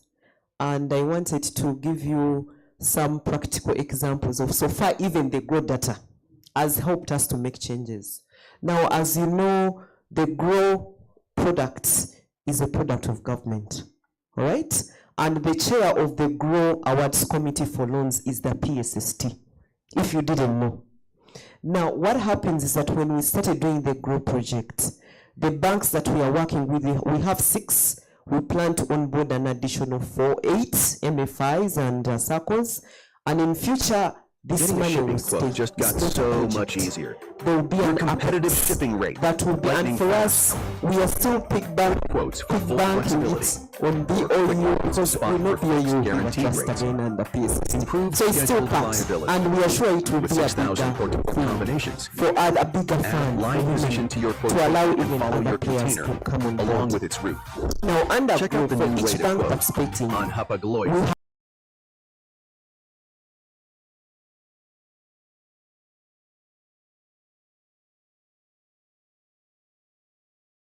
age is 34. I know their level of education. Averagely, they have done senior for that, which is, and I will tell you what this means. All right? And I know the average are married, which is also, and I'm going to tell you why I think it's not good. Because when I look at our product, the way we had designed it, it meant that if you give loans from 4 million to 200 million, you're almost targeting elites with collateral. You get it? And that is why after looking at this data, we said we need to change.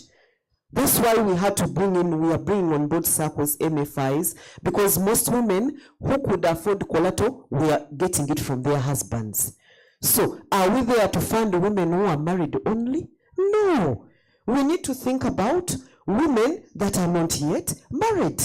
And that is why at our level now, there will be we are going to push a national guarantee scheme, de-risking scheme for women. Not only for, but for all of you.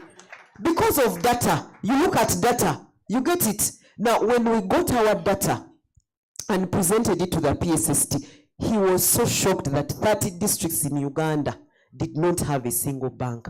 Himself, no single bank was there. He said, and then he give money to refugee hostel. No refugee by that time had a loan. What decisions we are made? We are giving incentives to financial institutions who go there. They actually earn 20%, which is a high figure, my God. Because if I give you $6 million and then I tell you when you give a loan, you also earn 20%. You earn 15%. It means if we are doing it under World Bank, even other donors, MasterCard, DFID, is going to come and say, okay, with this Wi-Fi code data, if it is now national, we need to. The partners that are supporting financial inclusion rely on data. We don't have standard data. All right? And I think that for me, and then when we looked at, for example, issues like businesses, when we looked at all our borrowers, over 90% did not have registered businesses. 90%. What does it tell us? Actually, the PSST, I was with him, he said, please ensure every woman that gets a loan is registered, not for taxation, but for growth. Immediately, that is a decision that was made. And now we need to work as a team to see how are we going to do it. If it means engaging URA, you get it. So this thing here, we are not here to talk. These are things we are talking about that we are going to push forward. And for me, I think that if we can get so much data disaggregated from a bigger, and somebody looks at it and say, oh, when I look at women, where are they? Oh, women can't get money from agricultural loans. Women can't get money in the construction sector. Women are only getting money for trade. What decision can be done? So me, I think this is a very good beginning. It's a very good beginning. World Bank is part of us. It's the largest investor right now in women. GROW is $217 million. Those loans are 50 for a beginning. But it is the largest single project for women in the country. World Bank would help us to bring other partners on board. The Ministry of Finance is the anchor for the GROW projects and the Ministry of Gender. Ministry of Gender is the lead ministry for women-related issues. So I'm very, very hopeful and very positive that once we work together on this, we should be able to work. We need to have solutions. We will have solutions. We need to have a woman that can access a loan, not based on collateral. The problem is you people. You assess a woman, you ask her, do you have security? You don't want to use psychometric. Talk to a woman. Look at her. Is she serious? Does she love her business? Does she think it's... After now look at her. She even said, and she's a woman. And she's a woman. I can tell you, we can no longer lend money to women based on collateral. Only. You can give a woman money based on her character, based on her understanding. There are very many women that are denied loans because they don't have collateral. Because our culture system is only giving help this you to be a heir to earn land. They give it to men, and they make girls become heirs of the family home. It is a bullshit. We also want these properties. So for me, I think this wifey code information is going to help us push. For me, I've always said whether I'm doing grow or not, I'll always fight for women, and I'll do it. It doesn't matter where I am, I'll do it. Thank you. Yes. Okay, so thank you, Doctor. Very passionate comments, and thank you for the comments and questions that we've received. We're going to break. We're going to have a working break. The space out there is not as big, but the coffee is ready. So 10 minutes break. Let's go and pick some coffee. We can actually come back into the room with it. We just make adjustments and prepare for the next session, the next phase of this session. Just one thing that I wanted to highlight: if there's anybody that has come into the room who has not registered, it's important that you register. I've also had a lot of questions from participants asking for the presentation. Consumer Centrics will share that presentation with us and we'll pass it on to you. And that's why it's also important that we have the registration so that we can then move on this information. So you don't have to worry about the slides. It has very interesting information, as you have seen, and based on the debate that has generated. And there's even more interesting information you're going to see after the break. So let's quickly have some coffee and tea and come back here. Thank you.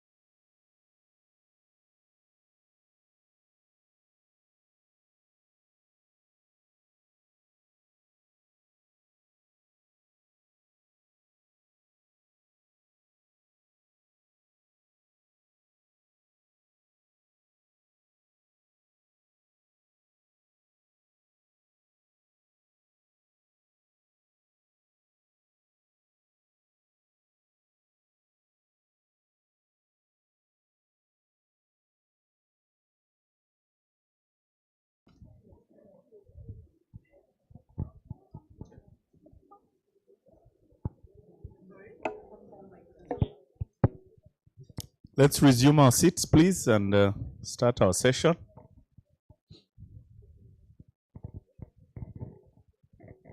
Those who were sitting on the seats that were at the back, we've just moved them forward to the tables, so you can just find some spaces and join the tables. So in 2 minutes, I'll invite Ishvan to start the next presentation.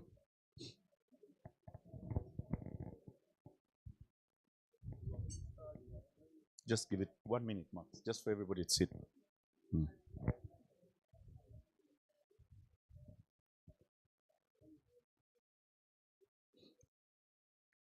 Let's take our seats. Wendy, please help me to get everybody seated there.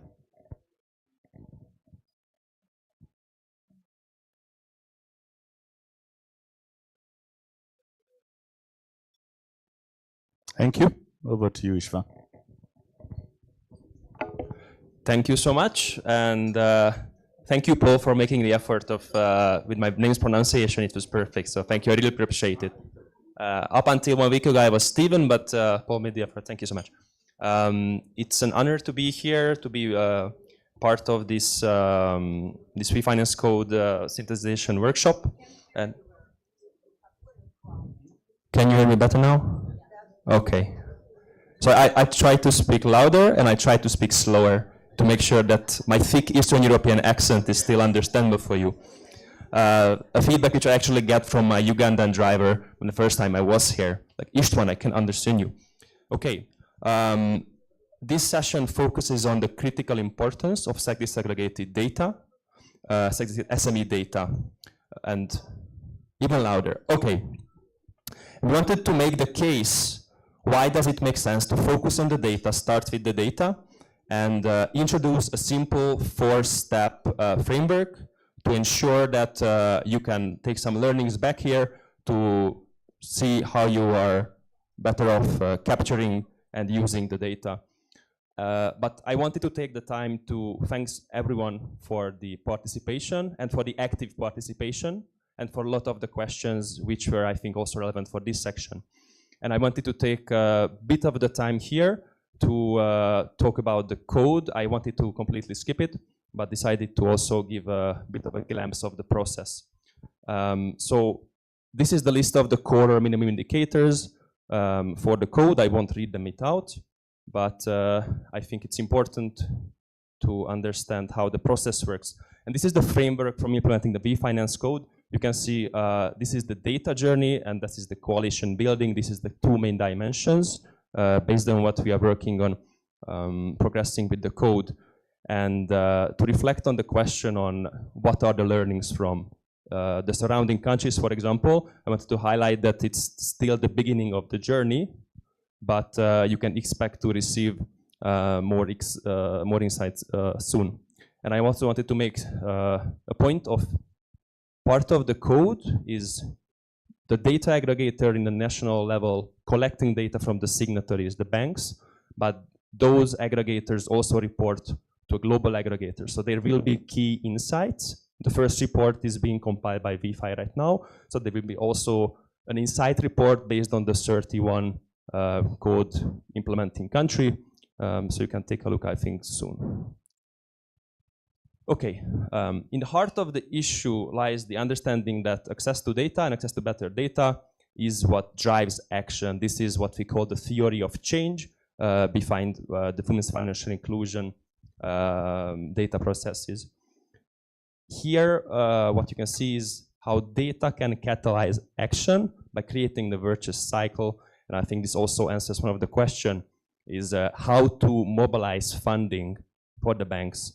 And I think you can see here that the different stakeholders from the market, so policymakers should work on evidence-based policymaking to improve the situation for the banks. At the same time, banks should work on better collection of the data and to prove that there is a business case in serving women and to show the numbers. At the same time, the international organizations will focus on providing support for them.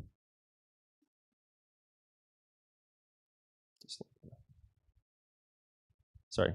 But this session focuses on the financial service providers, and data will come in by first. It allows you to develop better women proposition by utilizing key insights. Secondly, it will allow you to benchmark your own numbers versus the market to be able to also utilize this data, and also getting a clear understanding of the business case of serving the women's market.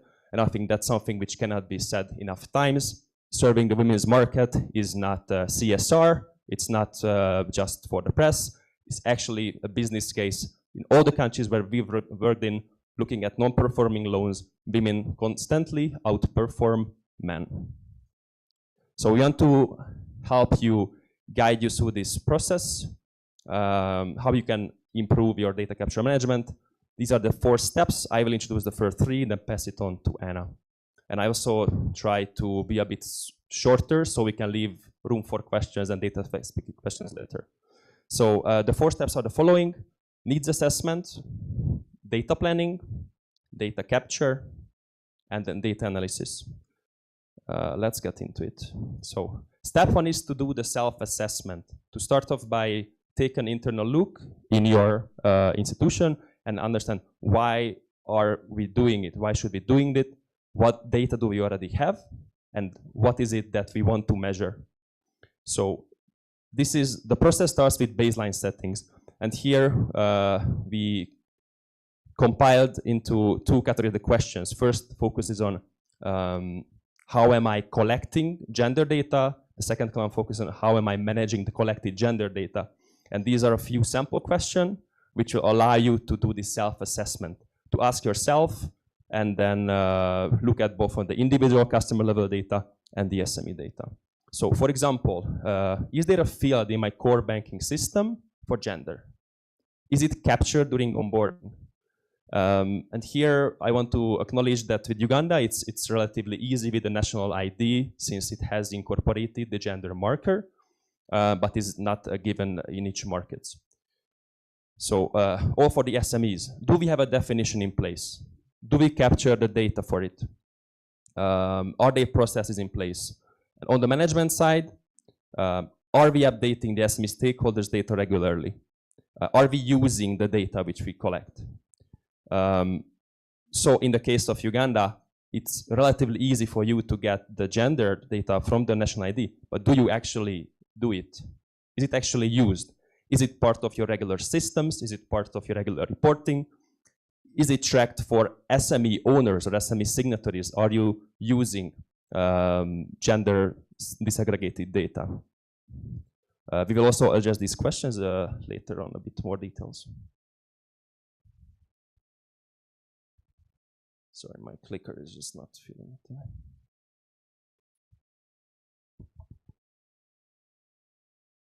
Yep. So next, after the assessment of data availability, let's venture into what to measure.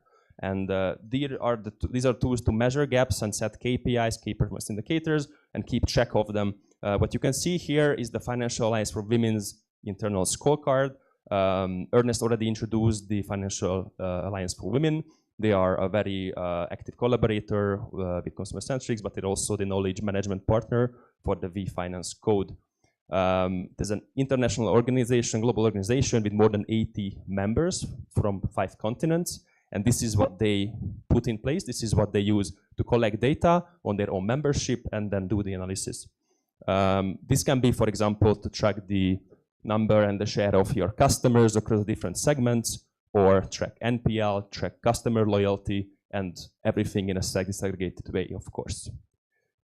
There are also some of the metrics which are measured as day 1 metric, which they really propose to start collecting as soon as possible. But here I also wanted to acknowledge that what we're saying is don't let perfect be the enemy of good. So you don't have to wait to establish the perfect data collection system, the perfect KPI system. Start with what you already have. Maybe start with sole proprietors if that data is more easily accessible, or single owners, or start with your loan portfolio and then work your way onwards from that.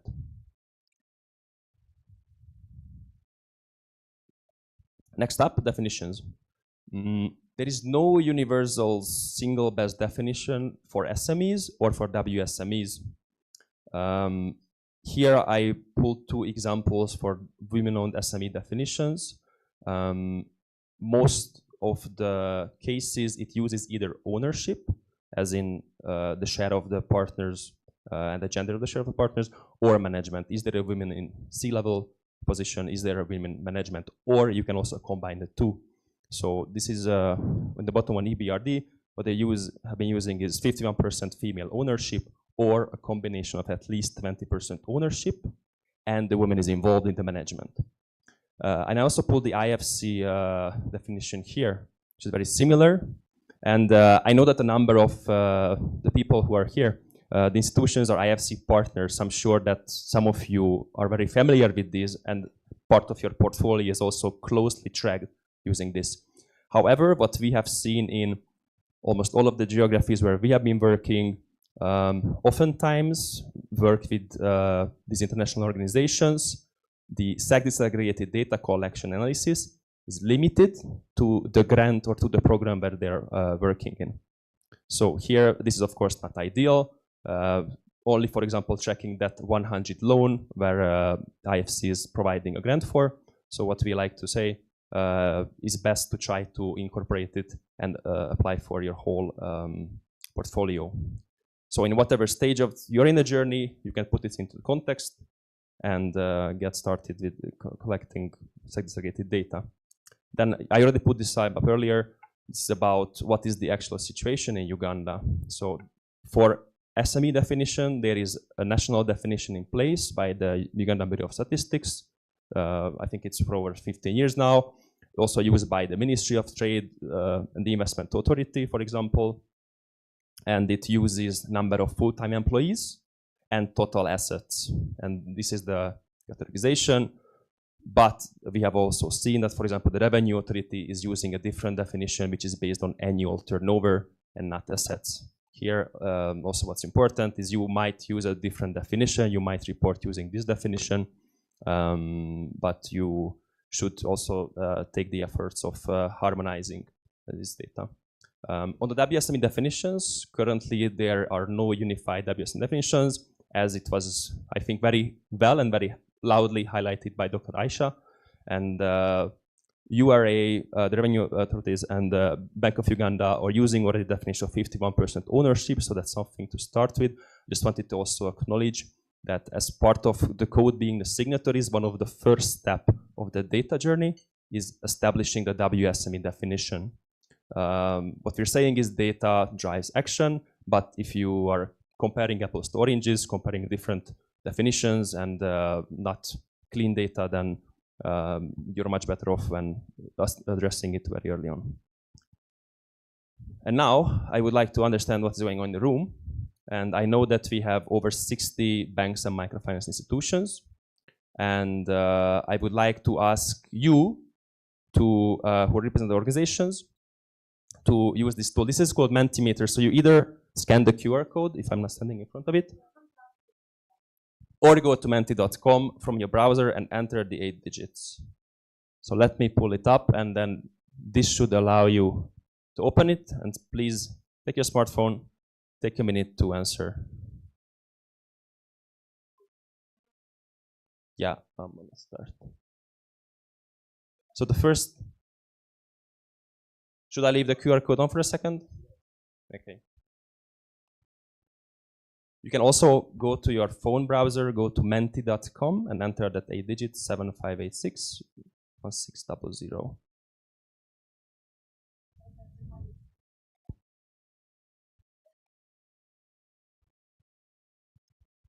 And here we want to feel the pulse of what's going on. This is, of course, it won't be a representative surveying, but I think it will give us a very good understanding of this good representation of the different institutions in the room today. So the first question is, does your FSP segregate retail customer data? Let me move on. We already have 14 responses.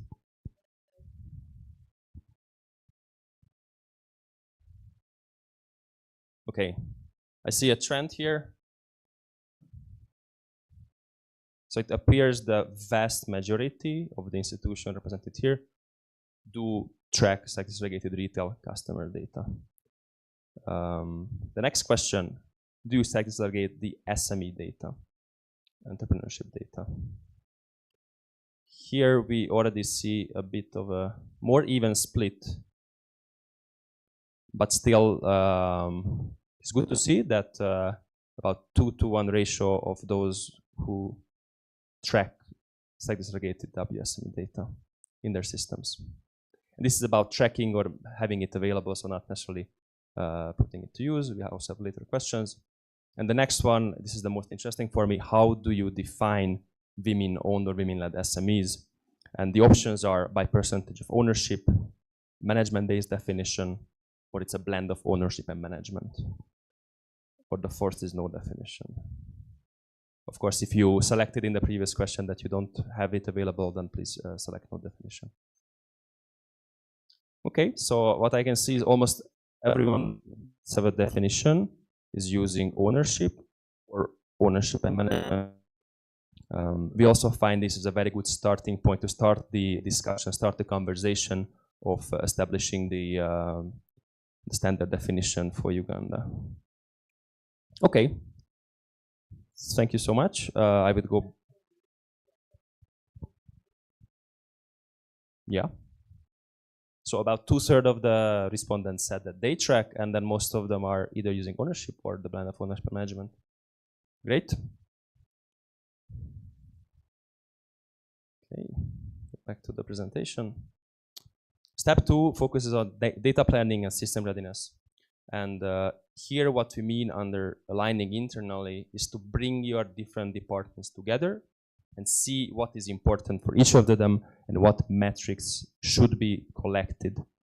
Representatives from a risk department, for example, would be very interested in very different things than the representative from the marketing department. The idea is to establish this scorecard, which has all the segregated data which you want to focus on with your analysis. So this is an example put together from access and usage through non-financial services, even to internal diversity and inclusion. And you can see example here on the next slide. Is how gender is integrated into the key databases. And you are bankers, so you know, of course, that there is more than one database at your institution.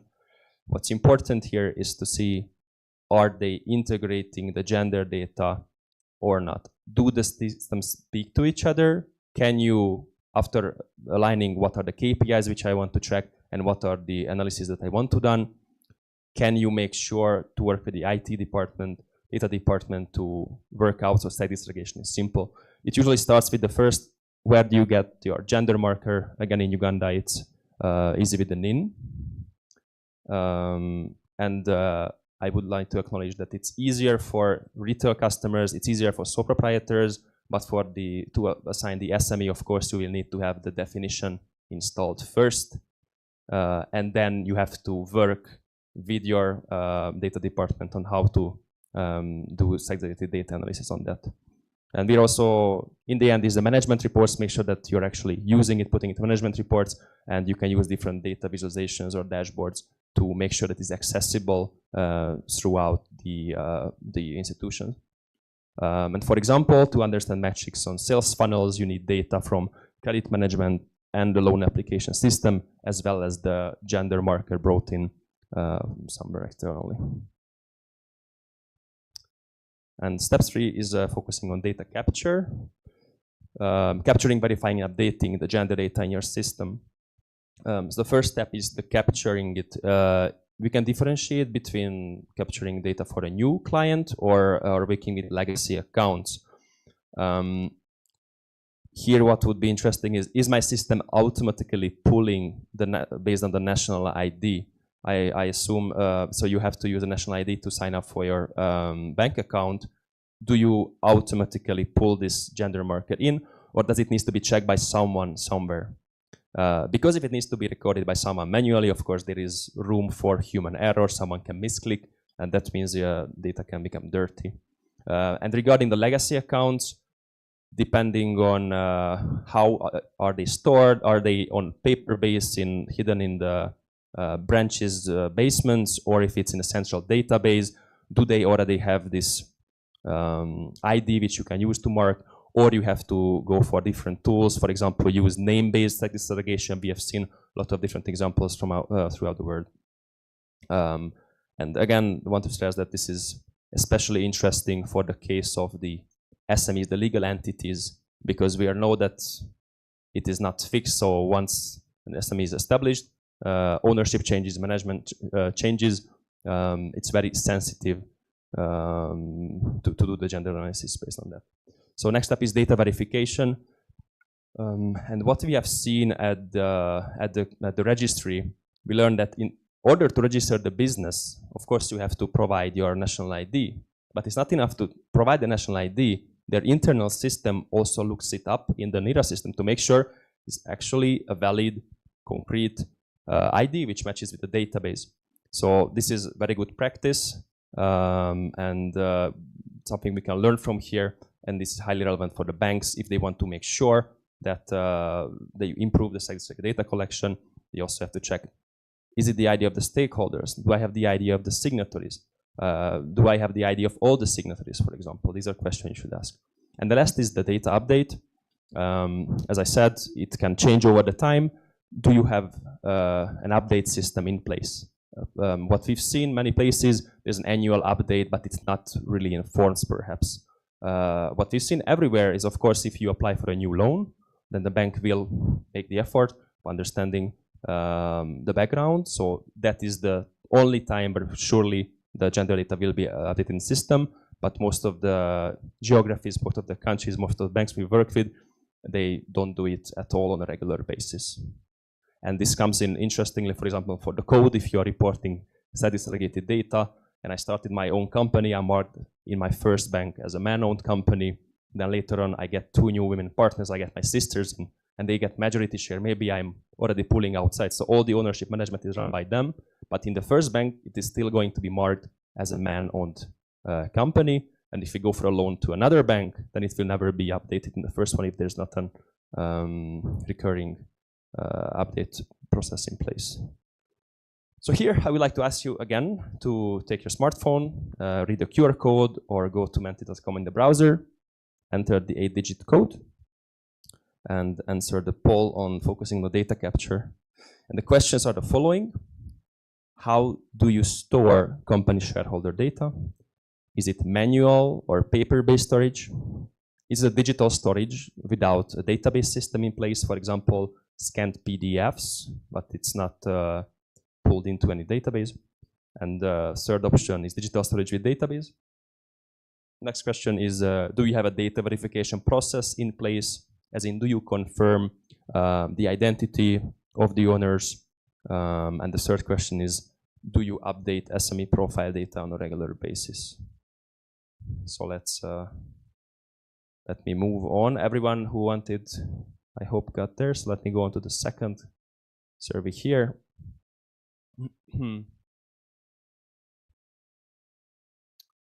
Yeah, it's a bit slow, I apologize. So first question, how do you store stakeholder data? It's a really good result because it seems the overwhelming majority has digital storage, and most of those already have this data in the database. This is great because this will allow, especially as it goes to the SMEs, once a definition will be set, a central definition, then you will be able to segregate your own existing data. You don't need to take extra effort to collect additional information. But it's not a landslide. There's still considerable share of the FSPs who use manual paper-based storage. They can look at a bigger challenge in applying a new definition, for example, their whole database. Thank you. Let's move on to the next question. Do you have a data verification process? Great. About 3/4 of you mentioned that you have something in process in place. This is actually better than what we've seen, I believe, in Nigeria, for example. This is reassuring because, as they said, garbage in, garbage out. If you make an effort to make sure that you have the correct data, that will allow us to look at the actual data from your customers. And the last is, do you update SME profile data on a regular basis? Two-thirds of you are saying that yes, you do, and this is interesting for me to see, very insightful. Can someone just maybe show of hands who is doing it on an annual basis? Those of you who said that you are updating SME profile data, which in this case would mean shareholder or management. So there are at least 30 people who said that, so no one is doing it annually. Do you do it more often? Anyone who is doing it more often than annual?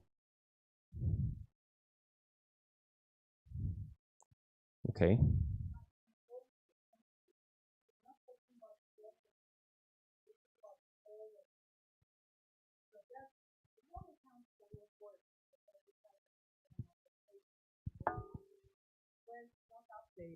Where it's not updated, it's regular SME business accounts, right?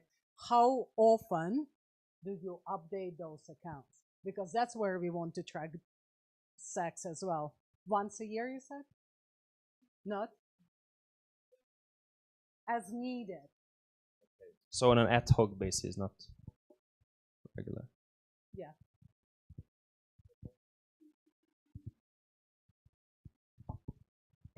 Maybe just to highlight, we only have loan accounts in our bank, that is UDB, but annually every one of the clients that we have must submit annual returns, which we use to update the different parameters that have changed. Yeah.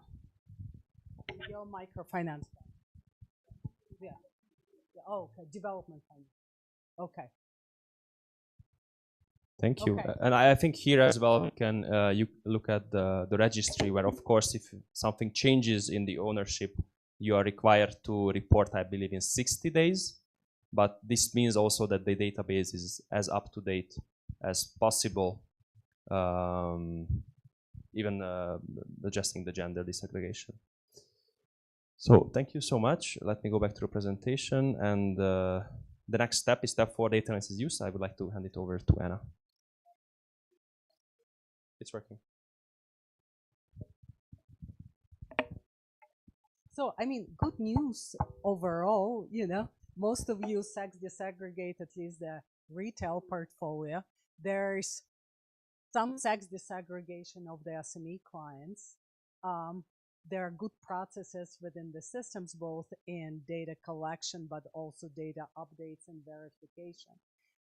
Most of you have a definition of WSMEs. It's either around ownership and management. So good starting points for all of those processes. So that's very exciting.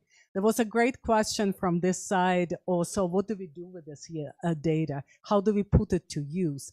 And we wanted to give you a few examples why we care, right? So, and some of the use cases for gender data, from building the business case, from identifying and solving for problems in the credit process, of course, using the sex disaggregated data to building holistic WSME definitions.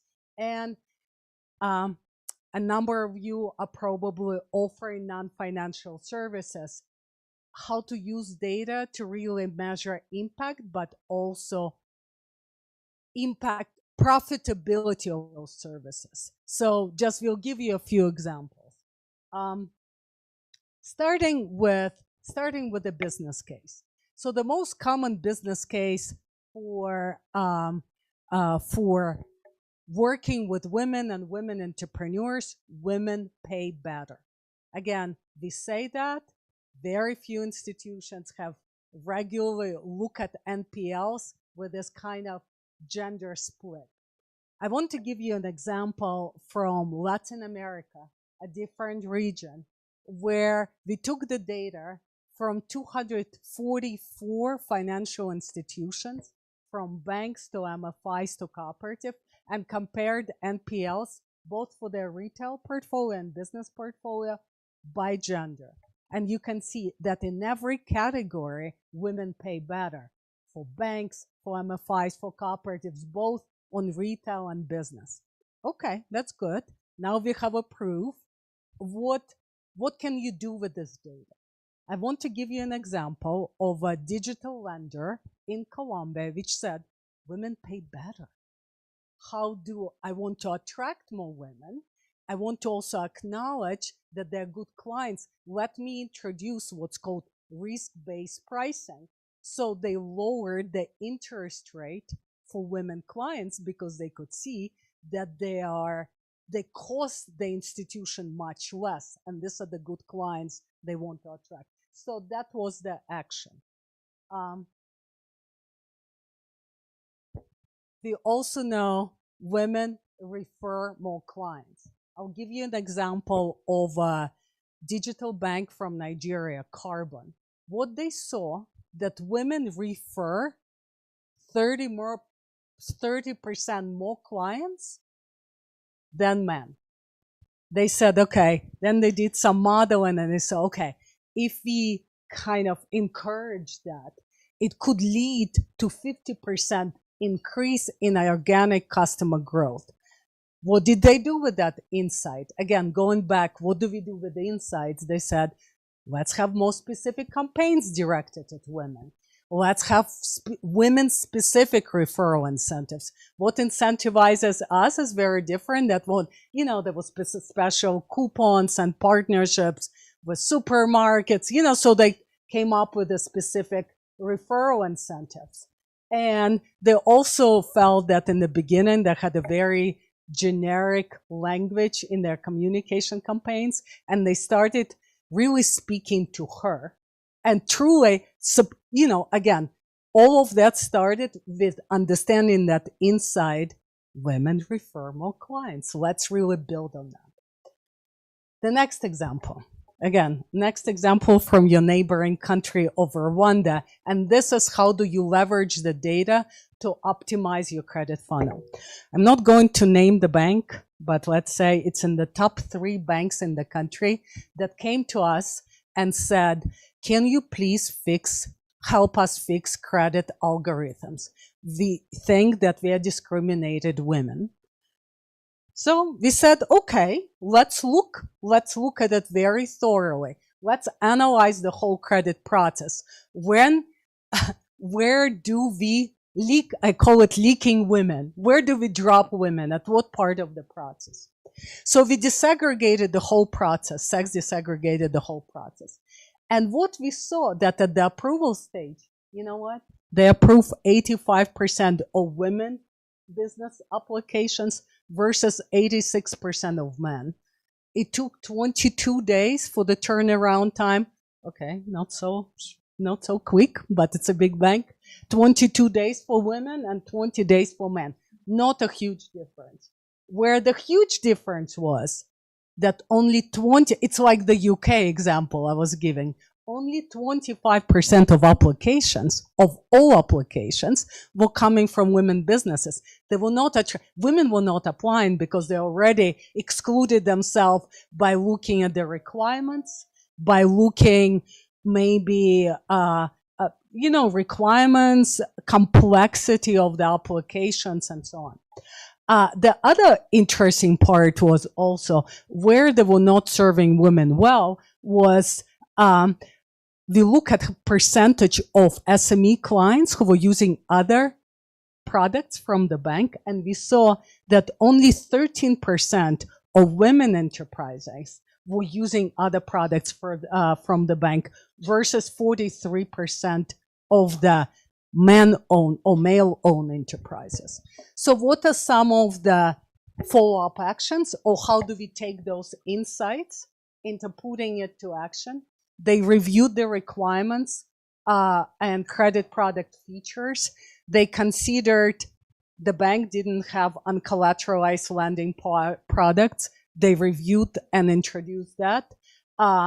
They leverage the Salesforce tool to digitize leads, etc. And they really reviewed their other banking products to see how to make them like deposit products, how to make them more attractive for women. So this is the real, so I hope I'm answering the question of what do you do? Like, what do you do with those nuggets of insights to really make them, put them to use? The next one, and well, that's a public example, and I know that we have a few representatives here from KCB Uganda. This is an example of KCB Bank in Kenya, which is the largest retail bank in Kenya. Their WSME program is reaching, it's called FLAME, and it's reaching 660,000 women businesses in Kenya. And this is the program which is really kind of has a holistic set of financial and non-financial products. It has a business club with a section that caters to women entrepreneurs. And so what was some of the insights that they saw in the data that helped them design that proposition? They saw that women had low level of NPLs, and it led them to the decision to launch uncollateralized lending. And their clean lending is up to, unsecured lending is right now up to 3 million Kenya shillings. I don't know what's the, whenever I put that slide together, it was around 23,000 US dollars. So it's not trivial, uncollateralized, right? They simplify documentation, they, to attract more women. They also saw that women who've used business development services are borrowed 18% more from the bank. So they said, let us tailor more of our business on non-financial services for women entrepreneurs because we see it's working, then they're borrowing more and it's bringing us more resources. They also saw from some of the demand research that women needed, of course, access to financial services, but there was a huge, significant need for health insurance and specific activities for clients' kids. So they launched the health insurance product, and they also kind of develop a number of activities that were family focused. So this is how you use the data to really design something that's holistic. And I have to say, again, congratulations to KCB Kenya. It is by far the largest program for women entrepreneurs in the region and in the top 3 in the world. So I guess every time you go to any conference, you're from KCB? Yeah. So again, congratulations. We work very closely with Naomi on this. This is kind of really looking at the market, seeing the opportunity, being rigorous about the data, and going forward and being very successful with that. The next question, by maybe raising hands, how many of the financial service providers here also offer non-financial services, kind of loan plus? I see a number of hands here. So many of you. And probably a lot of the time you experience this challenge. We know non-financial services are important. Yeah, networking is important, business training is important, but it is expensive, right? So justifying it every year, how to invest in an additional program. We look, here's a bank in Armenia where we said, okay, let's look what those clients who got trained, what are the return they bring back to the bank. And we saw that that investment you put in the networking services, business training services, they had some kind of business portal as well, pays off 6 times, over 6 times. And it's because they borrow more, their NPLs are better than those of the clients who have not taken it, and they buy more products, and they stay with the institution longer, right? So when you have the data like this, to really go back to your management and said, don't cut there. This is important because it brings longer term profitability to the bank through this service. So this is just some of the examples of how you put the data to use. We wanted to ask you, so there's another poll. Get yourself ready how you're using the data. We already You said you're disaggregating, you're saying you're verifying. Let's see what you're doing with that in your institution. So Ishwan is going to poll number 3.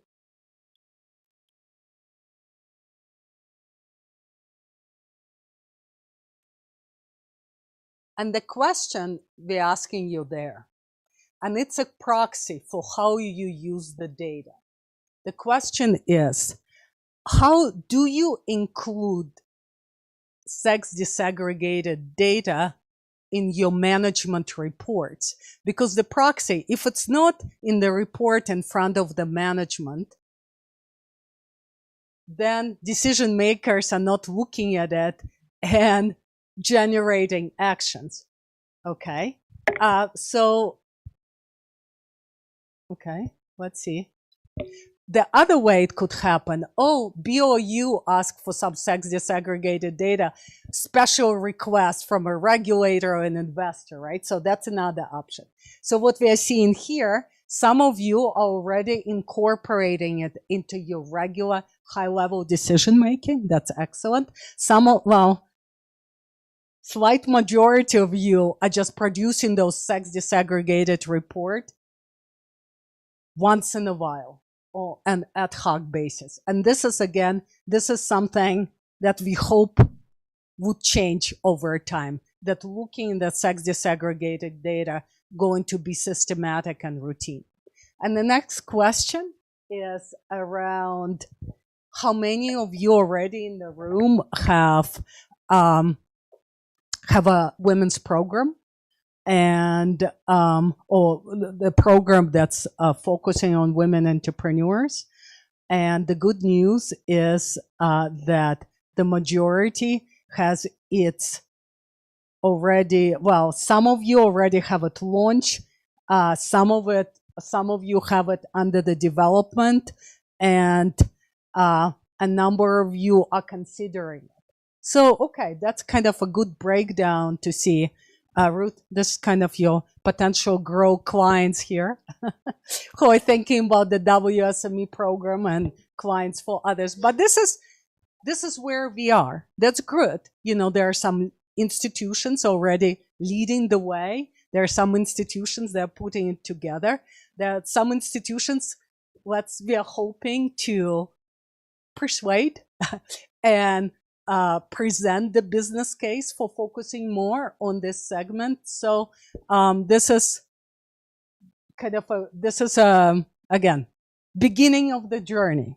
So in summary, kind of speaking about this whole data journey at your own institution, if we can see kind of this is the 4 steps that we spoke about, from kind of understanding why you collect the data to planning for your systems, how you capture it, and the data analysis and use, and some of the important elements that we know need to be incorporated is kind of sex disaggregate the data from the beginning, from the outset, not in the middle of the journey.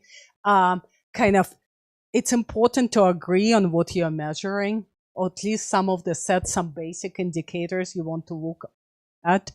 I think the staff buy-in, why it's important, what's critical, who needs to be part of it.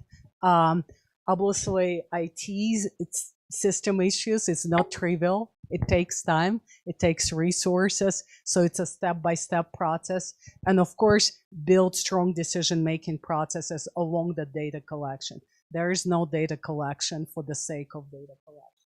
So I'll stop there, and any reactions to kind of some of the, I mean, we have not stopped with the data. We are going to move it back to Uganda and speak about some of the trends at the national level and what's going on.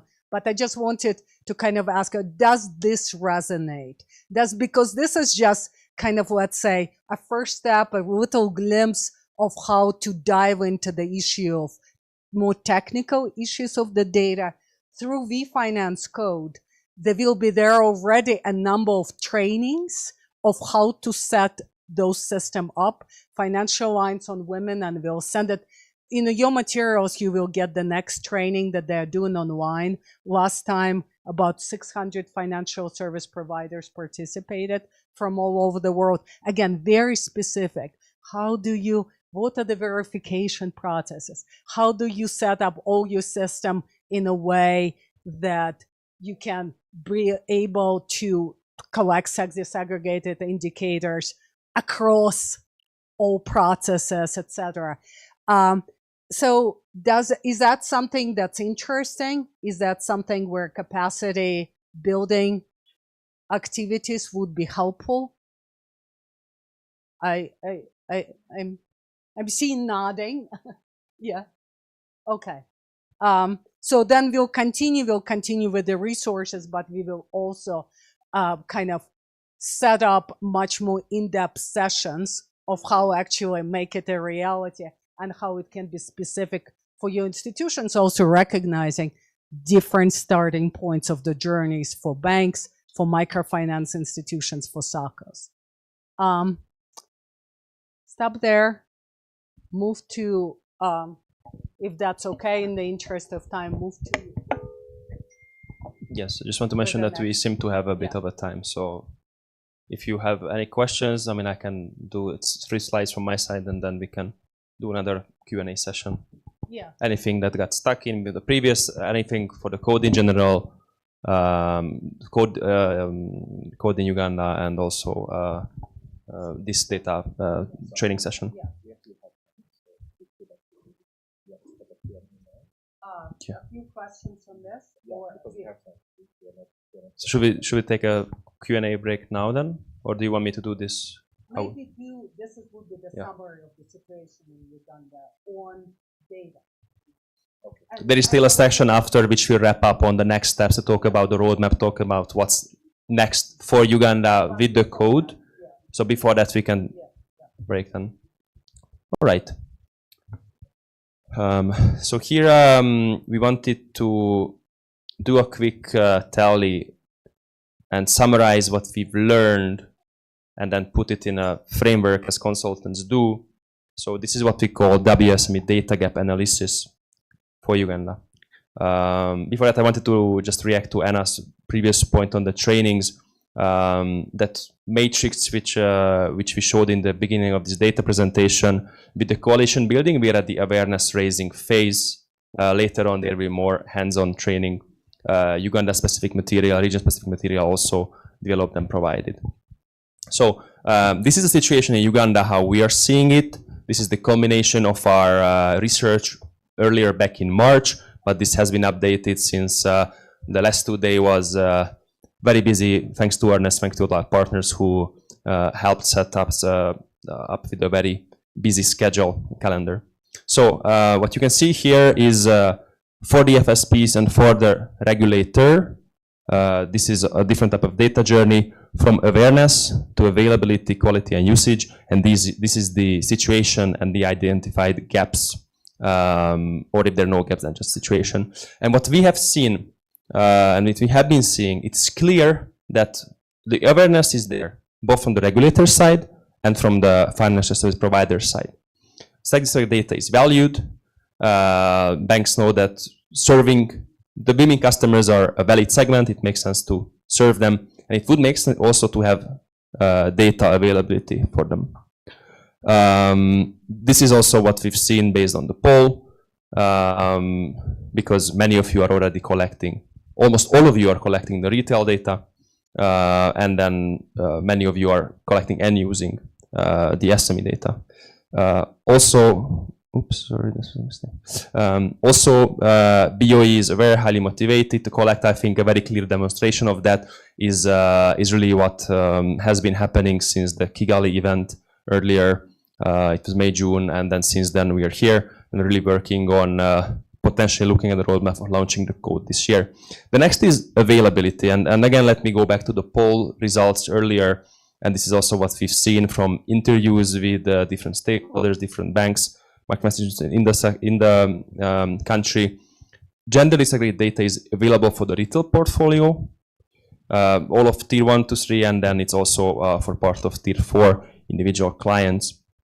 And BOU has, Bank of Uganda also has good data on the retail customers down to micro level, extremely rich mobile money, e-money data, and retail credit portfolios from the CRBs. However, where we do see a gap is the SME data. That's where I think there are challenges both for FSPs and for the regulatory level. About 2/3 of you said that you collect some level of sex disaggregated SME data on entrepreneurship. There is BOE is using the 51% definition, but it's not part of mandatory reporting, and hence also regarding the quality with the national ID that allows for the quality to be very high where it's available. So again, retail data, no questions asked. With SME data, potentially working with the registry data or revenue authority data on ownership or the management of the banks, it allows to be 100 times correct out of 100 if we can use these data sets.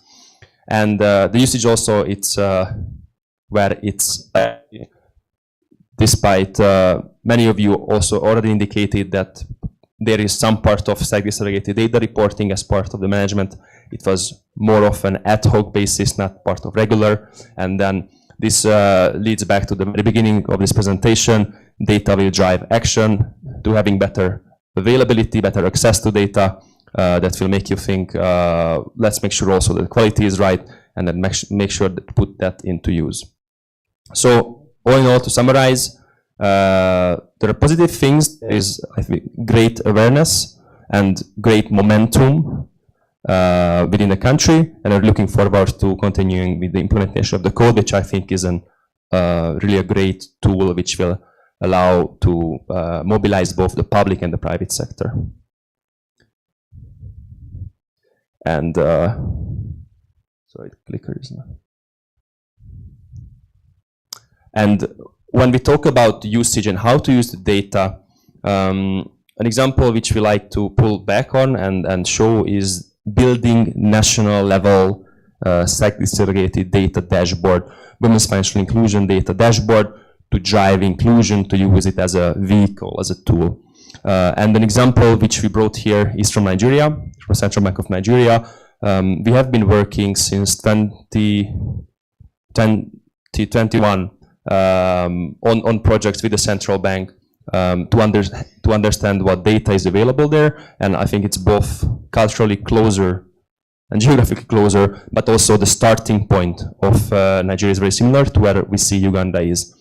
Because there is what they call BVN, bank verification number, which is a unique identification which you need in order to open any bank account. Everyone has it, and it has coded in a lot of information which can be used to do data analysis. It has the gender information, it has geography, the location, the state. It's actually even lower level, like the local government authority level of where you registered your account. It has age, so it allows for very rich data availability. However, the systems within the central bank did not really communicate. The credit data which flew in, there was no part of segregated data. So what we have worked in together with both the central bank and the Nigerian Interbank Settlement System, who is the custodian of this BVN database, is to help clarify the understanding of the purpose of doing a tool like this and develop it's a website where the data visualization tool is available. It's vfit.ng. It is, again, high-level aggregate segregated data, whatever is available both on accounts, on credits. The credit dashboard is right now put offline because of some data refresh issue. And as the code work has started to pick up more pace, and as part of the first coalition meeting earlier this year, they also launched the sole proprietor data. And here the case is also similar. They had high quality data because of the BVN number, but they didn't have a unified definition in place. So even though if the bank would ask the banks to report, the institutions to report sensitize-related data, again, it would be comparing apples to oranges. And I have to give kudos really to the central bank because, as Anna said, over 90 signatories, all within, the launch was last November, so within the first half a year. And they, during that maiden coalition meeting where they had over 100 representatives from all the signatories, they also used it to collaborate, to build together, to learn, do breakout sessions and understand. Yeah. I just wanted to say, I didn't want to interrupt, but okay, Nigeria, we can say, there you could see, first of all, everybody can go to vifid.nj, it's public, as it's going to be public here, right? So just go now and you could see it. And there are so many ways you can slice and dice it. But Nigeria now, and hopefully in Uganda soon, we can know there are 200, and that was as a few months ago, 231,000 entrepreneurs, 65,406 women, 166,000 are men. 29% of entrepreneurs of the between 36 and 45 are women. So you can see it by age. You can see it by the different type of accounts, current accounts, savings accounts. You can see it by geography. You can do it by geography and age. You can do it, so kind of how many of them have the average number of accounts per woman, etc., right? So, and this is, all of that is interactive, and this is Rita step out, I guess. This is what Bank of Uganda, by the way, is building right now, just to let you know. That's why, and you're going to have, well, definitely this retail glimpse very quickly, but the SME glimpse with everybody's additional efforts also hopefully very soon. But this is, just want to say, we kind of didn't risk to have it on a live demonstration because of the internet in this room, but we could have, all of you should go and we'll send you the links to many other of those dashboards. But that's the idea, that you have the data, whatever the data is aggregated at the national level, and you can play with that. I'm interested only in this region of the country. I'm only interested in western part of Uganda. Where are the women there? What type of products they're taking right now? What is the general population? This is the tool that's being built, and that's why the data is so critical. So, but I'll pass it back to Istvan to say, to give a little glimpse of Uganda already. We are not supposed to show you because still the data cleaning issues, the data is still being cleaned, right? So I'm just kind of looking, but thank you so much. Yes, and I was about to also go over the different types of data. I just want to highlight here that, again, using the BVN, have access to gender, age, location. This allows for very rich analysis, and this is not good practice to show screenshot of a dashboard because it takes away all the interactivity. However, you can see on the left-hand side is all the different filters which you can use. So, for example, if I want to understand which is the best region, which is the least saturated, and then have this data and ask my data department to create the same data looking at my own portfolio information, that allows the banks to use the benchmarking and use it for insight generation and product development, and eventually better serving the women customers. And as Anna said, we wanted to provide a quick glimpse into the WFID dashboard. And here we purposefully used the screenshots, and I'm glad that the screen is low resolution because when I was talking to the technical lead of the project, he also made the point of, let's not show the numbers because that will get people started to think, but very soon we will have it ready, we'll launch it, and that way everyone can touch and feel and use it. So what's the situation? As Anna said, the retail dashboard is almost there. With SME credit, there is good information on the business level that is received at BOU. However, this is not segregated yet. So there's more to be done, establishing definition, seeing how the data is going to be reported in that way, or they want to do disaggregation. So there are some quality and completeness issues overall, but the team is working hard on them, and we will have this ready very soon. And we have the dashboards also, Jeffy, for the e-money, mobile money, and the remittances. And I just wanted to highlight that this is indeed the richest and the best data on remittances that we've seen globally. We have information, BOU has information on the gender of the receiver and the sender, time, location information, age distribution. Really enables you to combine and run your own analysis and come to conclusion only using the public aggregate data, which you can directly use in your practices. So I hope that I persuaded you why data is so critical, and we are together in it trying to advance this important cause, and I hope to be seeing many of your institutions being the first signatories and participate in the code launch soon. Thank you.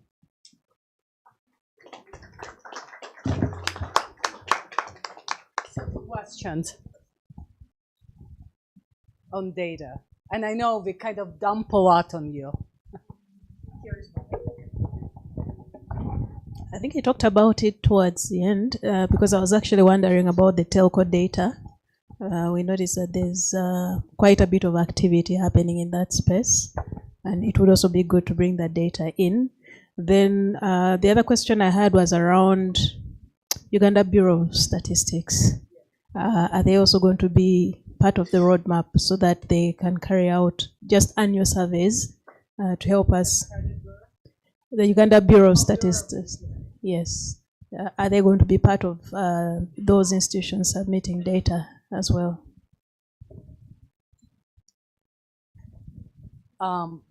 First of all, and this is again, BOU should be the one presenting, but they just stepped out on the financial inclusion dashboard that will be launched very soon.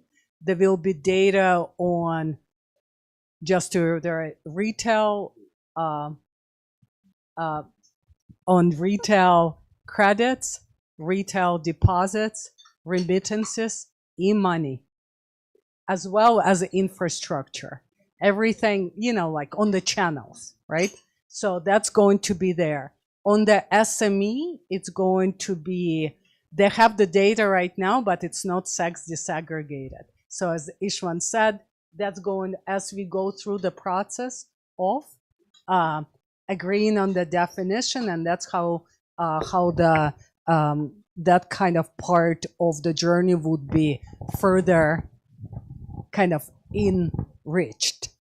Then there will be another part where the tier 4 accounts would be also added, but that would be in collaboration with UMRA and some other platforms like New Grid and so on, because of course that's very, very important. In terms of the collaboration with the Bureau of Statistics, it's very, very important, especially for providing the contextual data, because you want to compare, when you look at the number of women, you want to having access to finance, you want to compare it to the number of women overall. So there will be definitely collaboration with a number of other players who can provide what's called contextual information. So that's definitely taken into account. I know that we are, do we have a minute or we already? Yeah, we'll continue. Okay. Any other questions?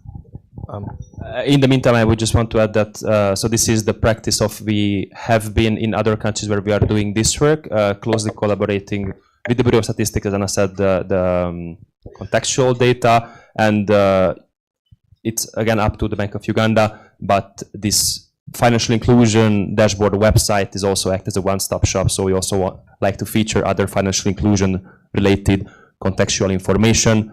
But as Anna said, the easiest one is the inclusion. So we know what's the number of women with account, for example. I want to divide it by the total adult population, so I get the financial inclusion share. Okay, any other questions in the room? Thank you. Yes, thank you so much. Rachel Kobgabe from Amfu. I'm seeing on the screen there is data collection. Maybe the question is going to be answered then, but I thought maybe I could bring it up, or you could have mentioned it. I've earlier on in one of the presentations, you mentioned that the data will be collected through tools, which are Excel tools. I wanted to be sure that I picked that very well, because I know the one question that institutions will ask is, how are we going to submit this data? Is it is there like a system that can be integrated with the already existing systems that are present in the financial institutions, or it's going to be a different arrangement? Thank you. Thank you so much, and that is a great question, and it's a very good topic to address or clarify. Actually, we are on the opposite end of the spectrum. We think that Excel template-based data reporting puts a great burden on the financial institutions. So it can be used to bridge a gap, for example, to establish the baseline. So requests right now, for example, to understand where we're standing. But the idea is to work closely together with the departments of the national aggregator, the central bank, and work out solutions which also line up with the existing data collection, and develop API-based solutions which might have a longer period of time and larger cost in the beginning. But this is also what we fear, all the consultation, all the banks, like, please don't make me fill out the templates. And this also allows for much higher quality data and then filters out the And human what's error. happening in Uganda that, you know, right now you're reporting via Excel templates, right? Bank of Uganda, again, don't want to speak on behalf, is in the process of building data warehouse which would be, I don't want to say hopefully finalized by the end of this year, but it's happening as we speak, you know, so that you would be. Oh.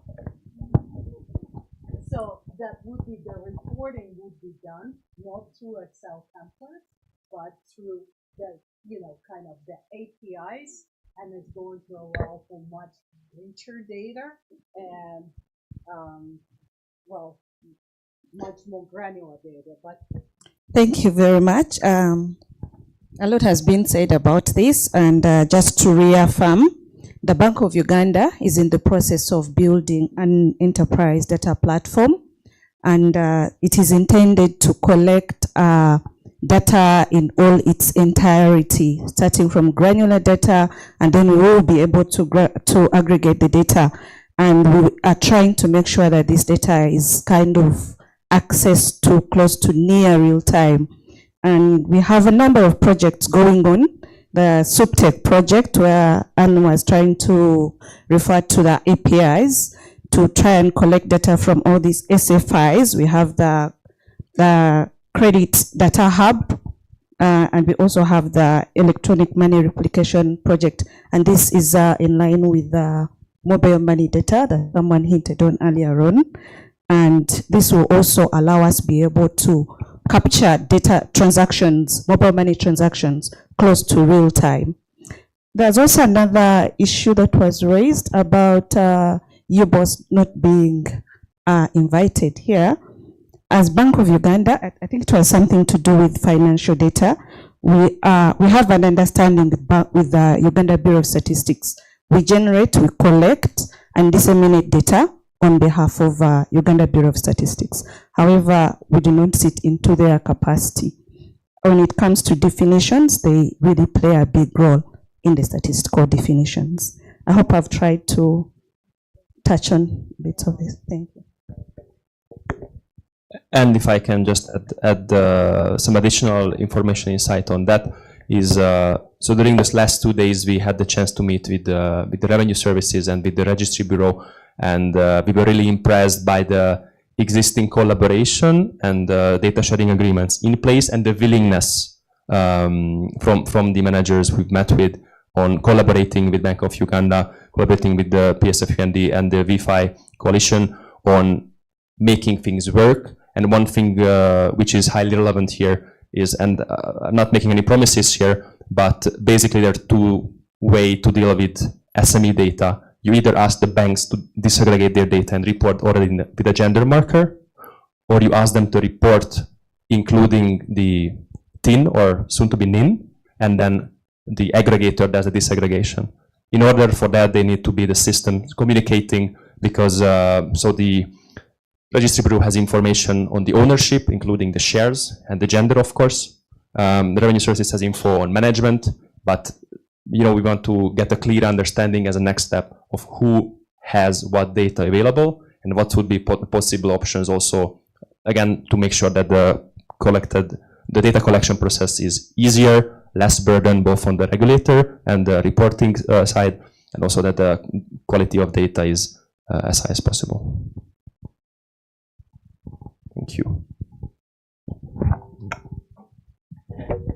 Any other questions in the room? Okay, then I think we can continue and then. Okay, thank you so much. Thank you, Isra. Can we give him a round of applause, I believe, and all those who have. Clearly you will have noticed from the conversation that we've had is that this is a sector-wide initiative, the Wi-Fi code, and for us and for the financial sector, you will all agree with me that it's important to have a national champion that is representative of the entire sector. And that's why the Secretariat for the Wi-Fi code has gone out of its way to engage, and even from the engagement in Kigali, it was clear that BOU was leading the way in making sure that the data is collected, but the engagement of the financial sector is deepened along the lines of the national strategy, that financial inclusion strategy. So at this juncture, we would like to invite Bank of Uganda to make their remarks. I'm going to invite next steps. Yes. There's one more presentation, which Anna, I think you will make on the next steps.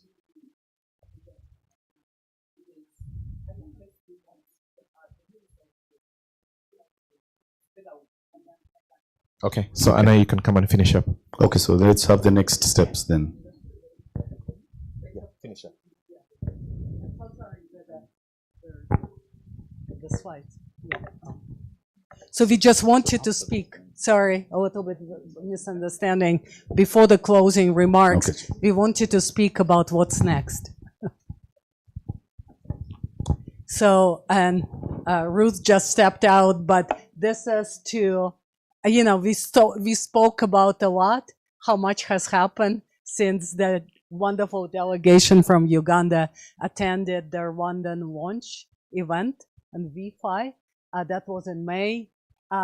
We already in June, the steering committee was formed with a number of members, including, of course, Gracia Michel Foundation, PSFU, BOU, the World Bank. We started working with all of you in July. Today is a sensitization workshop. What we are proposing as next steps, we would be collaborating very closely with UBA as well as AMFIU to reach out to all of you, to all of its members, to hold additional sessions if there's more information is needed. And for the institutions that are interested in becoming signatories, we will Ernest, as well as representatives of the steering committee, will reach out directly and kind of explain further and go over the documentation that's needed, which is very minimal. The idea is that in the next months, what could be worked out in the next months and the next months and a half is the initial set of signatories, and we hope that we piqued your interest, that there will be a number of signatories from the room, but that's what we will be focusing on, kind of getting some of you on board, as well as finalizing the governance structure with the BOU role, with the role of the PSFU, Ministry of Gender, and the other key players. to be able to launch the event or launch the code in Uganda in November. Sometimes in Q4, but November seemed kind of the steering committee thought that would be very reasonable. And so that's a little bit on the next steps. In terms of, and that's really phase one, the code setup. The actual work, lots of work, will start what we call phase two. And there are the kind of three main directions. One is around WSME dashboard that a lot we just talked about. And hopefully that would be kind of the focus first on tier 1 to 3 institutions, then add in tier 4. Of course, unified WMSME definition that should come very quickly. And a number of coalition activities with a focus on capacity building. Capacity building around data, capacity building around product design, capacity building on how do we make it work, how do we put a lot of those tools into practice, to address the challenge here. So this is schematic, but this is just to give you an idea. Now working toward the launch, hopefully in November, and then from that on, kind of seeding this areas of activities. So do we have a minute to maybe address? I think the minister is, yeah. So so that's, again, that's the perspective, that's the plan. And again, I hope this workshop helped demystify what the code is, right? So that we can move forward with implementation and next steps. Great, thank you so much.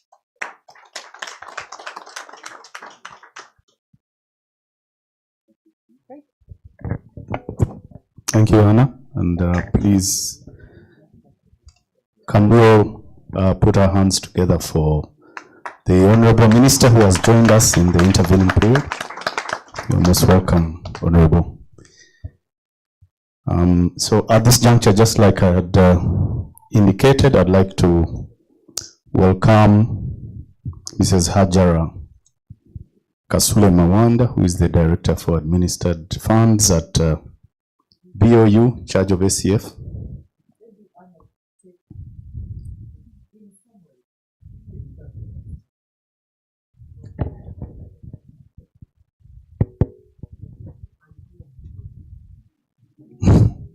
Go on, Anna. Excellent. Thank you. So, excellent. We're here. I'm Anna Ginterman from Consumer Centrics, which is an impact consulting firm collaborating with VFinance globally in over 15 markets in introducing this very important initiative to advance access to finance for women entrepreneurs. We had a great session here of the relevance of VFinance code, which is now in 31 countries, including 7 countries in Africa already, of the relevance of the code to Uganda. And what we discussed, that some of the benefits of the code to the Ugandan market, which is already doing a lot in really working to increase access for women entrepreneurs, access to finance for women entrepreneurs. Some of the benefits of bringing the code here would be more focus on sex disaggregated data, while kind of so that we know what the baseline is. Because I think there are lots of improvements right now happening in building a viable data system here, both in the financial sector as well as in the economy. But we need to be more rigorous to understand what the exact scope of the problem and be able to monitor the results. So the discussion was very technical, especially in the last hour. So what do we have to do to really know how many women entrepreneurs are we talking about here? How many formal ones we are talking about? How many informal ones? What kind of services they're currently accessing?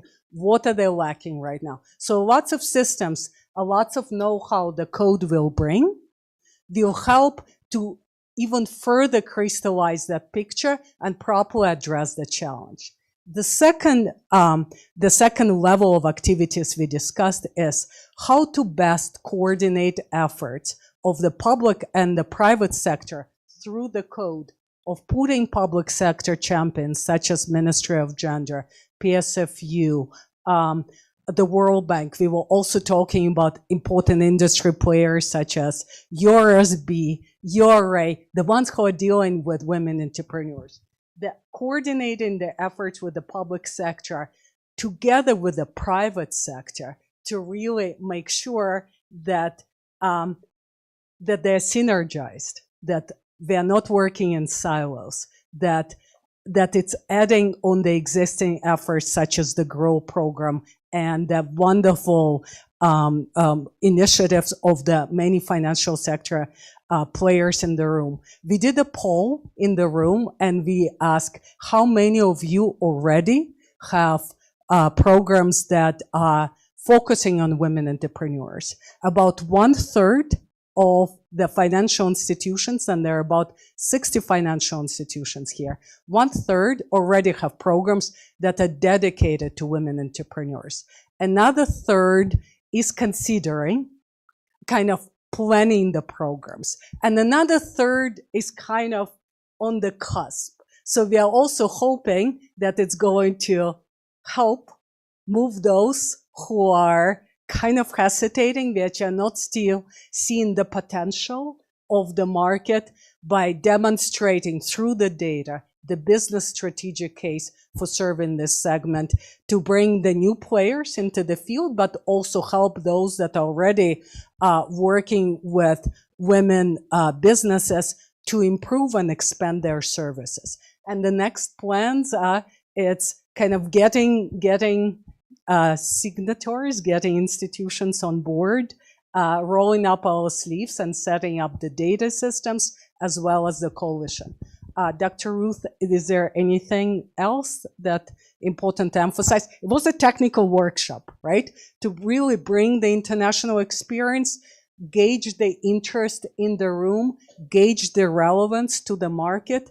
So I hope we've been able to achieve it, but it's the beginning of the conversation. The countries in Africa that they've launched the code are Nigeria. We were all at the launch in Rwanda about 3 months ago. Mozambique, Tanzania, Senegal, Sierra Leone, Cote d'Ivoire, Kenya. Kenya is deliberate. I mean, they're moving slowly. So we are hoping Uganda would be them. So Kenya, who else? I think I've mentioned them all, but the initiative, the global initiative, is only 2 years old.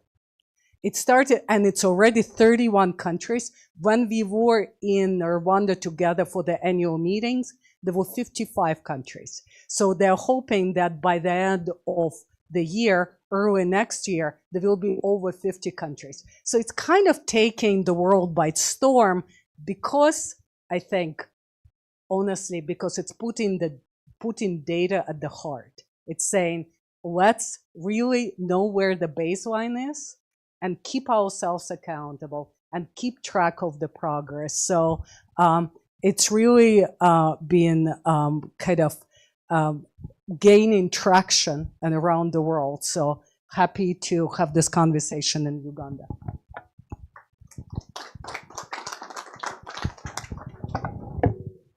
Thank you, Anna, for that brief to the Honorable Minister. So just a slight change in our program. We will have some remarks from, given the scale of commitment that we've seen in the room, but also what we would like to see from our partners.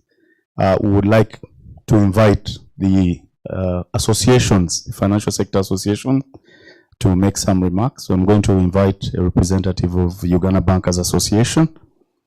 We'll also have remarks from a representative of AMFIU, and then we will move to our national champion, Bank of Uganda, before we invite the project coordinator for GROW, Administrator of Gender, who will invite the Honorable Minister to close this session.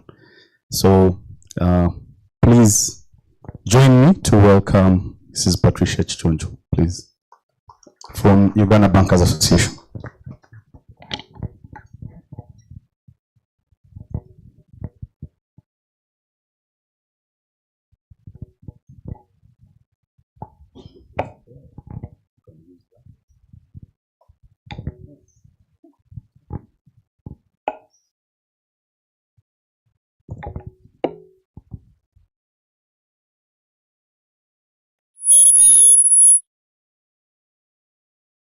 Good afternoon. The energy. Good afternoon. We've been in a master's class, I believe. But it's well. My name is Patricia Anita. Honorable Minister, it's a pleasure to see you again. We have been together. In 2023, you helped us launch the Women Economic Empowerment Program for the industry, and we greatly appreciate you for that. Just last month, you joined us again for the remittance discussion on the annual Bankers Conference. We take pleasure in really associating ourselves and working with your office, yourself, and we thank you for the commitment to the industry.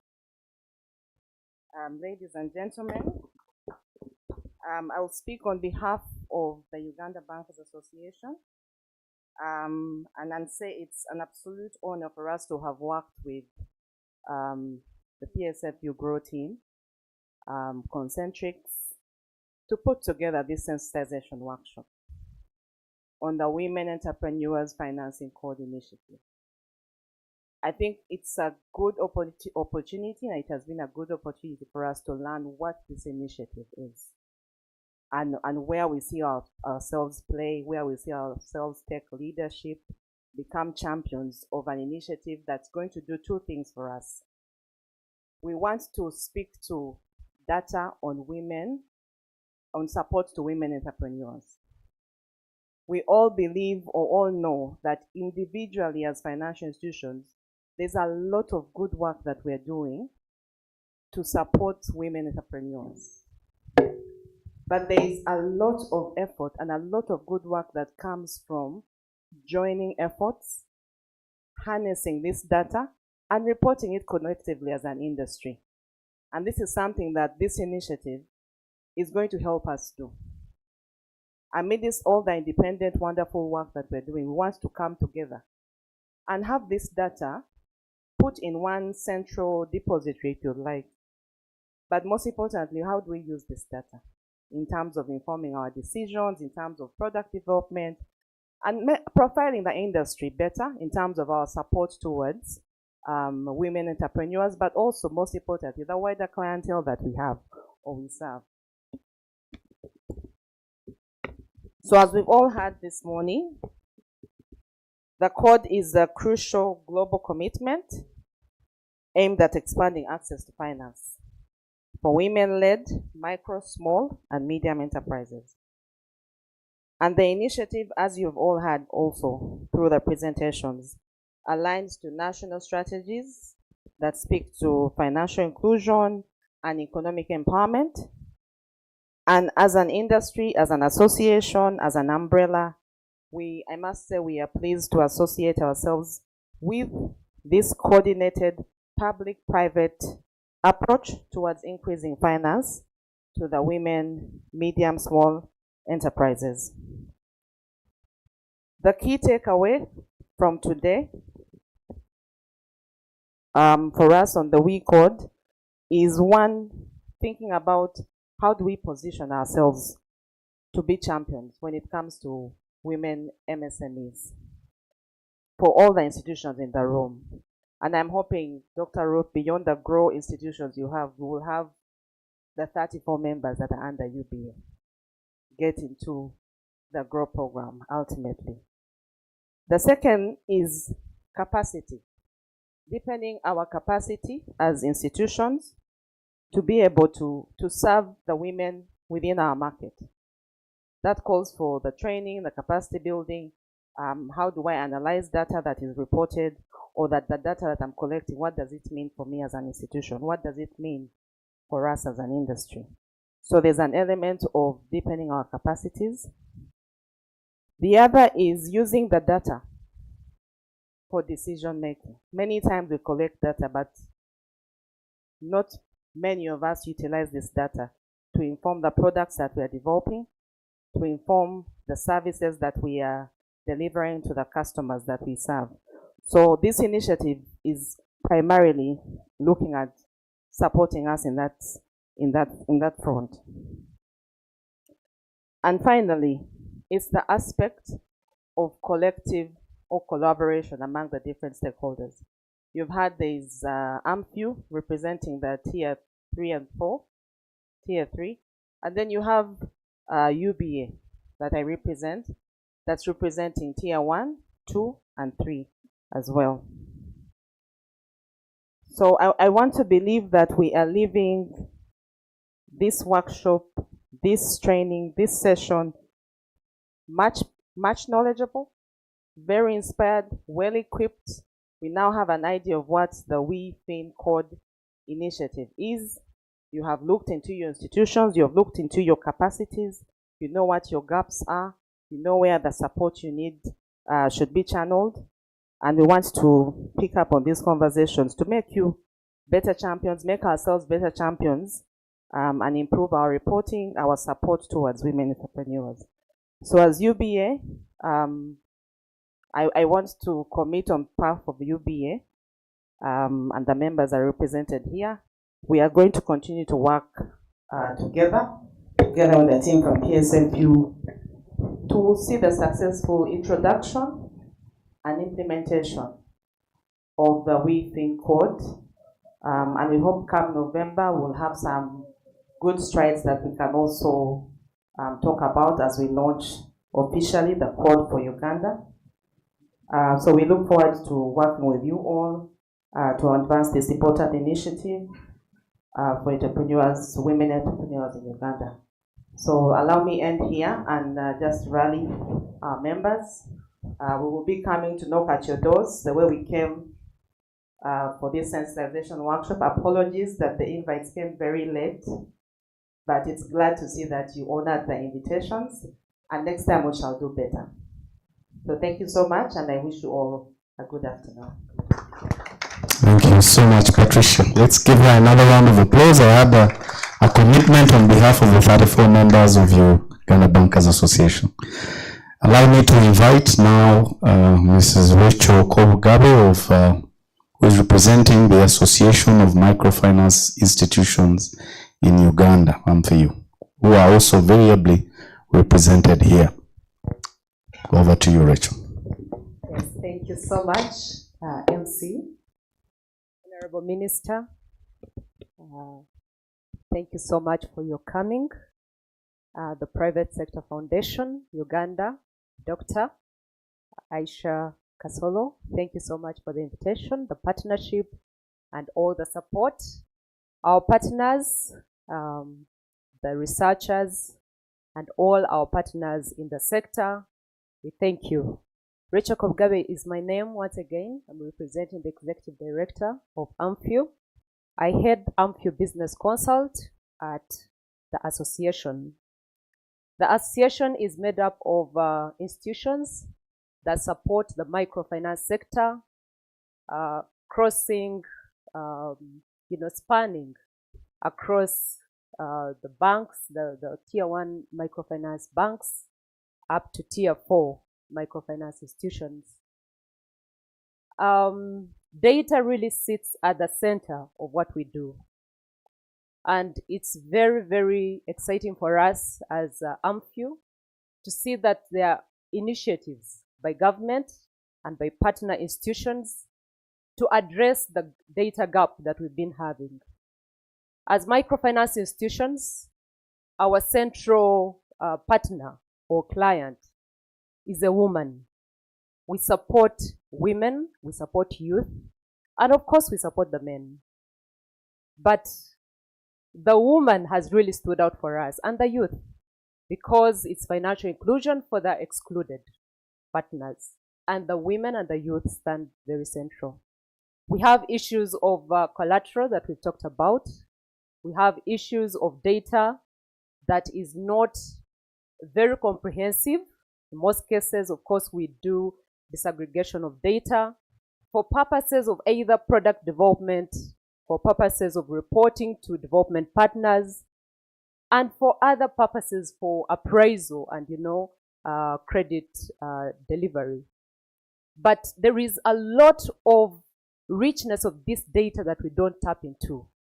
And we've had a lot of conversation with our partners to enable and facilitate this data mining, analysis, and usage, of which we have not been very well equipped to do. And I'm so glad that this initiative is coming up, and we pledge our commitment to ensuring that all our partner institutions, I mentioned that we have partners that span across all the tier microfinancial institutions. So we are looking at delivering this information. There was one of our partner institutions that complained that most of them are not here. But I also want to reaffirm that we are going to ensure that even our partner institutions get to know about this initiative. It's not only about partners, it's a global initiative.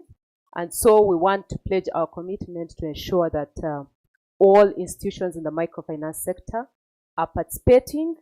And if we can get to know how the system is going to work, how the data is going to be delivered and submitted, that will really work for us, especially if we are also supported and we support the institutions to deliver this information. Web-based would be actually very good because I have one of my colleagues that support the data collection for our sector report.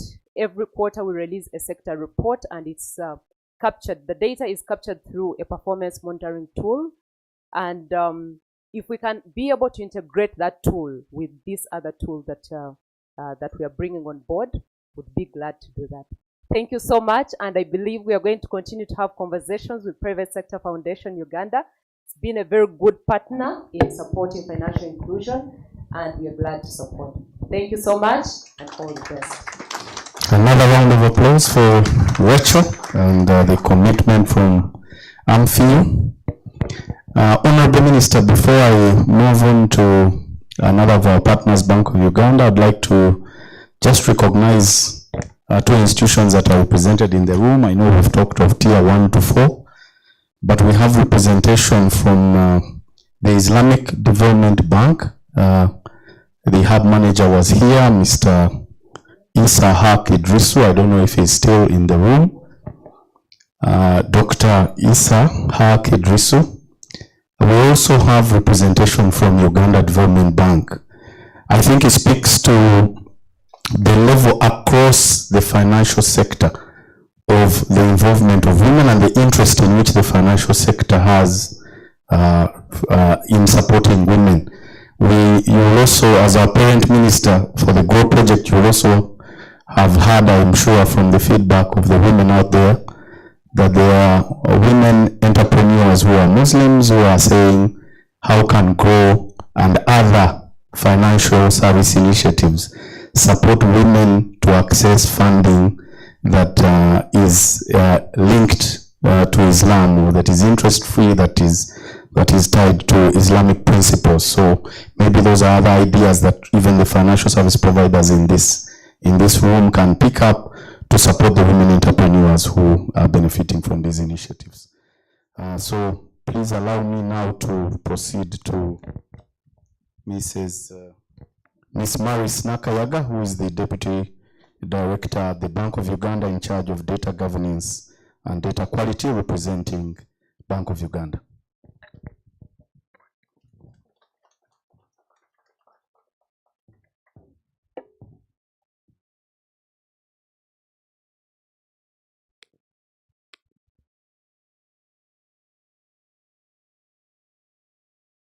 Honorable Minister, distinguished guests, colleagues and partners, good afternoon to you all. I've been introduced. I'm Maris Nakayaga, and I'm here on behalf of the Director, Statistics, that is Ms. Millie Nalukwago, who is very passionate about data, and not only data, but its quality and usage. And on her behalf, I would like to extend appreciation to the organizers, that is the World Bank through the GROW project, Private Sector Foundation Uganda, and our organizers for convening this very important workshop. Special thanks goes to the Ministry of Gender, Labor, and Social Development, and all other financial sector stakeholders that are represented here. Why is the WE-FI code important? We note that this code represents a critical global initiative that is designed to close the gender gap in access to finance. We note that women-led enterprises account for more than half of the 2.57 million enterprises. And yet, as has been presented earlier by consumer centrics, it is still under-financed. So by aligning regulators, financial institutions, and development partners under a common framework, the code provides an opportunity to address systemic barriers, from collateral constraints to women to the lack of robust sex disaggregated data. At the Bank of Uganda, we recognize that quality of data is central to advancing financial inclusion, and that is why the bank is going ahead to invest heavily into development of the enterprise data platform, starting with about 3 projects. That is the SUPTEC project that I talked about earlier, the the Credit Data Hub, and also Electronic Money Replication project. The lack of comprehensive sex aggregated data has been a major barrier to understanding and addressing the financing needs of women-led enterprises. And we hope that through the code, we see an opportunity to embed data-driven approaches into financial sector strategies, supporting the evidence-based policy making, regulatory oversight, and production and product innovation that are suited to the women-specific enterprises. And this aligns well with the bank's broader data governance and quality agenda. And in line with this, the bank has been already working with consumer centrics, and we have a gender dashboard that is being developed that Anne was referring to earlier on. And this will be at an opportunity time. It will be launched and will be available for public access. The Bank of Uganda is committed to working with all stakeholders here, be able to facilitate an enabling environment for effective implementation of the code. We will be able to support the collection, analysis, and dissemination of sex disaggregated financial data. This does not fall far away from the Credit Data Hub project that is ongoing, and also align the code's objectives with the ongoing national financial inclusion and digital finance strategies. And these are already embedded in the Bank of Uganda strategy 2022-2027 that is in line with the national development NDP form. So we see this initiative as complementing our ongoing efforts under the strategic plan, as I have already mentioned, particularly in strengthening inclusive access to credit and deepening the financial sector. So today's discussions should move us beyond awareness into collective commitment. I urge financial service providers, regulators, and development partners to actively contribute to the roadmap for code implementation in Uganda. Let us ensure that the commitments made here translate into practical, measurable actions that unlock financing for women-led enterprises, drive innovation, and contribute to Uganda's economic transformation. As I close, allow me to once again thank the organizers for the timely workshop and stakeholders for your dedication to advancing women's financial inclusion. The Bank of Uganda stands ready to support the next steps as we work together to operationalize the Wi-Fi code in Uganda.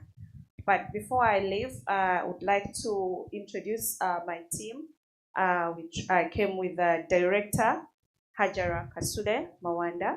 That's the Director in charge of administered funds, including Agricultural Credit Fund and a Small Business Recovery Fund. We are with the right person in the building. I also came with Rita, who is in charge of financial inclusion within the Bank of Uganda. Thank you very much. Thank you, Maris. A round of applause. Another commitment that we have had there. Please now allow me to invite Mr. John Sengendo. Mr. Sengendo is the project coordinator for GROW at the Ministry of Gender, Labour and Social Development.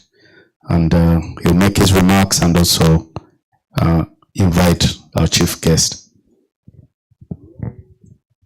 The Honorable Minister of Gender, Labour and Social Development, Honorable Amangi Betty Ongom, fondly referred to her as Amo, champion of women economic empowerment.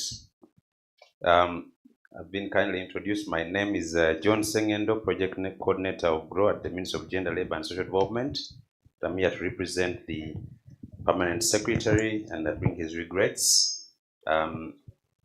We have, as has been introduced, we have representatives from the Bank of Uganda. We have development partners in the room, including the World Bank, the Director of Consumer Centrics. We have Executive Directors of Financial Institutions, distinguished guests, ladies and gentlemen. Honourable Minister, we gather today, of course, to continue the agenda for the Women Entrepreneurship Finance Code. And as you have, it has been indicated, we are very pleased to associate especially with the Bank of Uganda that is leading this agenda. We've taken note that we have 25 commercial banks in this room, and 38 microfinance institutions, the Uganda Bankers Association, Association of Microfinance Institutions, and of course, there's a very strong linkage for us as the Ministry of Gender, but also specifically as GROW, and we do offer to provide all the support required to advance the agenda for women economic empowerment. And of course, one of the ministers we've had today, and as you know, as GROW, we actually have and have committed on your behalf that we could actually support part of the next steps that we are going to see today. We've learned very interestingly that other countries are able to prepare reports on financial inclusion to especially further the agenda of women economic empowerment, and that of course helps the country, especially at the policy level, to draw a lot of lessons, aspects of a strategic plan, data aggregation and analysis to help us.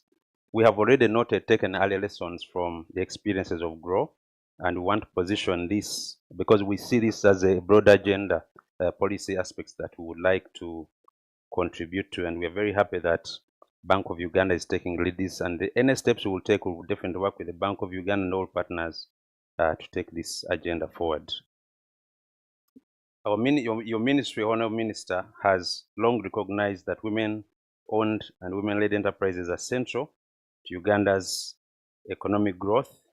And one of the aspects is that there's currently low representation in aspects of access to credit. There are definitely gaps that exist on aspects of financial inclusion, aspect of data, definitions, and targeted products. Affordable long-term financing is still out of reach for many women. And as you know, most of the loans are averaging between 280 to 2,800 at interest rates of 22%, as high as 22%. We can close this gap, and the opportunity is immense. Increasing women's access to finance from 25 to 44%, it has been reported, could unlock a potential of $277 million in new financing, financial sector revenue, of which 89% would come directly from women entrepreneurs. That would represent a 15.8 revenue growth for the financial sector driven by women. The Wi-Fi code offers us the framework to achieve this transformation.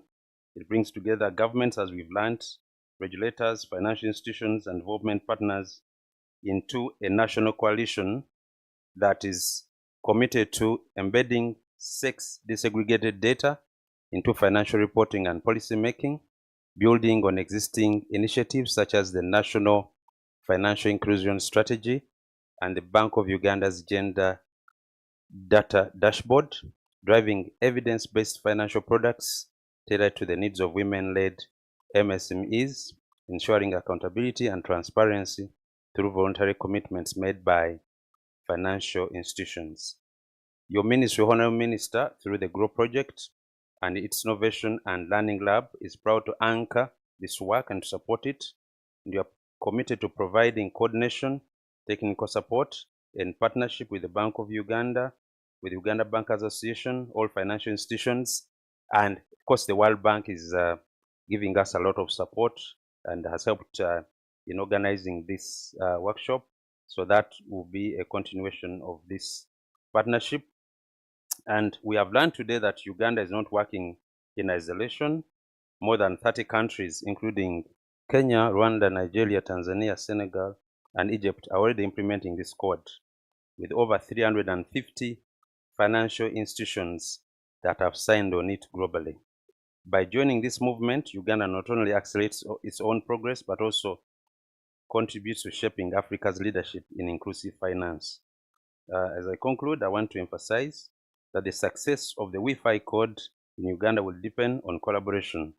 We should align government policy, financial sector innovation, and development partner support around a shared commitment, financing women enterprises as a national priority. We, under your leadership, are ready to work with the partners to harmonize definitions, strengthen data systems, and ensure that every Ugandan woman entrepreneur has a fair chance to thrive. And of course, we have committed, and I hope you will endorse this, that will work on the next steps and probably contribute to financing under our resource envelope for policy and implementation research. Together, we can transform potential into prosperity for women, for families, and for Uganda's economy at large.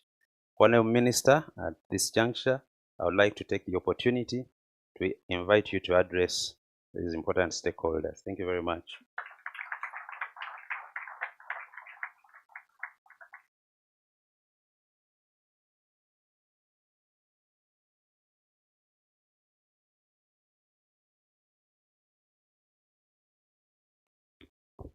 Now I don't know the protocol that is in this room. So I stand on the protocol. Thank you. You know, I just drove direct from the village. So if I fail to read your speech, the GROW people, you will understand. This is not a good time for politicians to be in Kampala.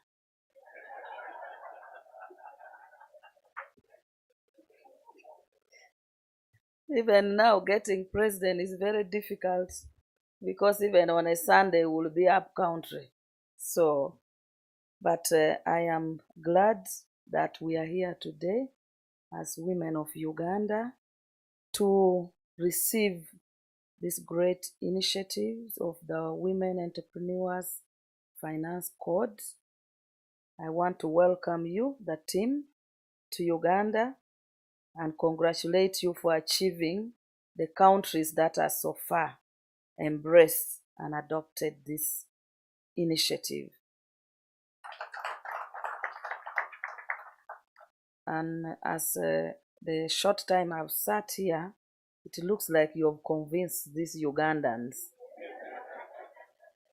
Not so. So I think you're going back smiling. And when you convince Ugandans, they drive the initiative. So you might find they will sign before some of the countries that you have and embrace it.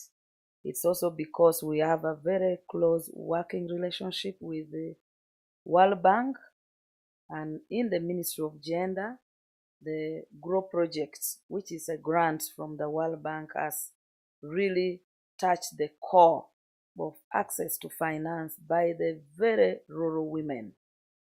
And that is, for me, very important, and that's where I want to start by applauding the financial institution in Uganda for all the programs that you've initiated for women to access financial institutions. So most times when I travel abroad, I'm very proud to give Ugandan case, and I cite you the banks, the financial institutions. And I think it's now the banks are competing with each other on women's products. It used not to be. So it's a very good initiative. Under GROW, we have several banks that when we advertise, they brought very innovative women's products for lending. And already when I came here, I had a lot of you discussing on the issue of barriers. For us who interact with women on a daily basis, the barriers are real. I think for me, in my experience, the first barrier for women is poverty. Because if you are poor, even if you give a woman grant to start a business, the pressure of poverty will lead that woman will use that money to first buy food. The pressure of education for the child will push the woman to use it for 1 month, 2 weeks, and then whatever has been realized from that, will have to pay school fees for the child. So when they pay the fees, then the capital is eaten, and then you can no longer proceed with the business. That's how most businesses collapse. Because people borrow, they start the business, but because they don't have other sources of income to meet the daily needs, they will eat into the capital, and the capital disappears. So for me, when I look and interact with most of these women, and you ask them, but you borrowed from a circle, why have you not paid? Those are the little things that I failed to pay rent, and they were chasing me from the house. I had to use the money to pay rent. And PDM, that the president is going around asking about PDM, that is what they are telling me. They get the 1 million for PDM, which is 6%. And then they fail to pay, or even after 3 months, the 1 million is no longer there. So when you go to ask, where did the 1 million go? They will tell you the basic things. They have not put it to start a business, but they borrowed it and paid fees or bought seeds. Some have even said, okay, let me first finish my house. Because shelter is very important in somebody's life. So the money is gone, the 1 million is gone. So that is one of the most difficult area. The other issue is, I'm glad someone talked about collateral.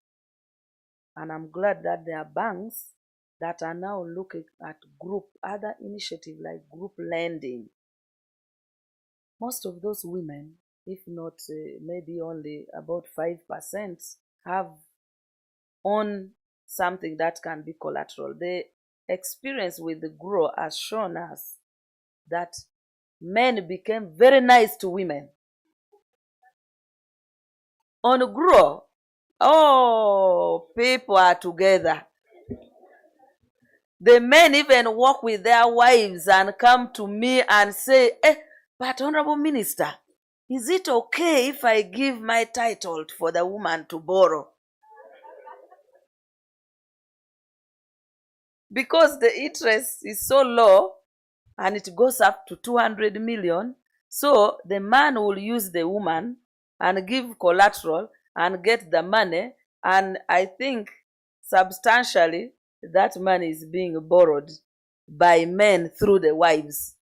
I don't know whether they are wives or what, but you know, the women, the men who are here, for me, when somebody comes and say, can I give? I tell them it's okay. Because I also want the women to play a power role in the family. And if they can borrow and be able to have some part of it to handle and be able to do the business, I'm happy. But most of the women borrowing money from GROW, who are borrowing beyond 50 million, most of them is the collateral for the husbands, for the spouses, or for relatives. There are those that even relatives are giving them those collaterals. So I'm also glad that a number of you, the financial institution, you've decided to innovate where women do not have collateral. There are those who are giving in terms of group loans. I see in villages where I go, some people say, okay, have 2 or 3 guarantors who are credible, or have an LC1 guarantee you with neighbors. So when neighbors or people guarantee, they will assess a trustworthy person for them to guarantee. So we need to look at what I would want you people to share experiences and come with concrete ideas that have been tested on what works for lending conditions and terms where the collateral is not available. But the only problem, financial institutions also do not want to share their secrets, their business secrets, how they are succeeding. But I hope the Association of Bankers can be able to delve into that, because for us as the ministry, we are in charge of coming up with those policies. If you give us some of those ideas, it will support us to have a policy that can shift the financial lending modalities for women that can be more attractive and useful to the women. The other issue which I have discovered in my experience as a woman leader is the issue of knowledge. Knowledge. You have products, DFCU, Stanbic, Pride, Finance Trust Bank, all this, you have the women's products. Then it is marketed at the level of urban areas. You will find in Kampala, those who can watch television, can listen to radio, have access to knowledge are where. Now you go to Kawempe, you go to Nakawa, you go to the ghetto and ask them, are you aware about the women's financial product from DFCU? You go in Arua deep in the villages for those women. They might know a Myoga and a PDM. But if you ask them, do you know about the products from the financial institution? The knowledge is not very. So can we have an innovative ideas of passing knowledge? Because a lot of the women also do not know the English. You need to package the information in local languages. You need to make it. And there are some of the very powerful business women deep down there dealing in produce. When I'm in the village, I see all these women, all market days, they are driving, they are moving into the village markets. They are the ones buying food and coming to sell in the markets in cities. If you go in this, do you see men sitting and selling rice, beans. Do you see them? For them, they want to sell big ones that they are exporting. But the one we eat on a daily basis, those are where the women are selling. So they are doing incredible businesses, and I see in most circumstances the issue of knowledge of our products.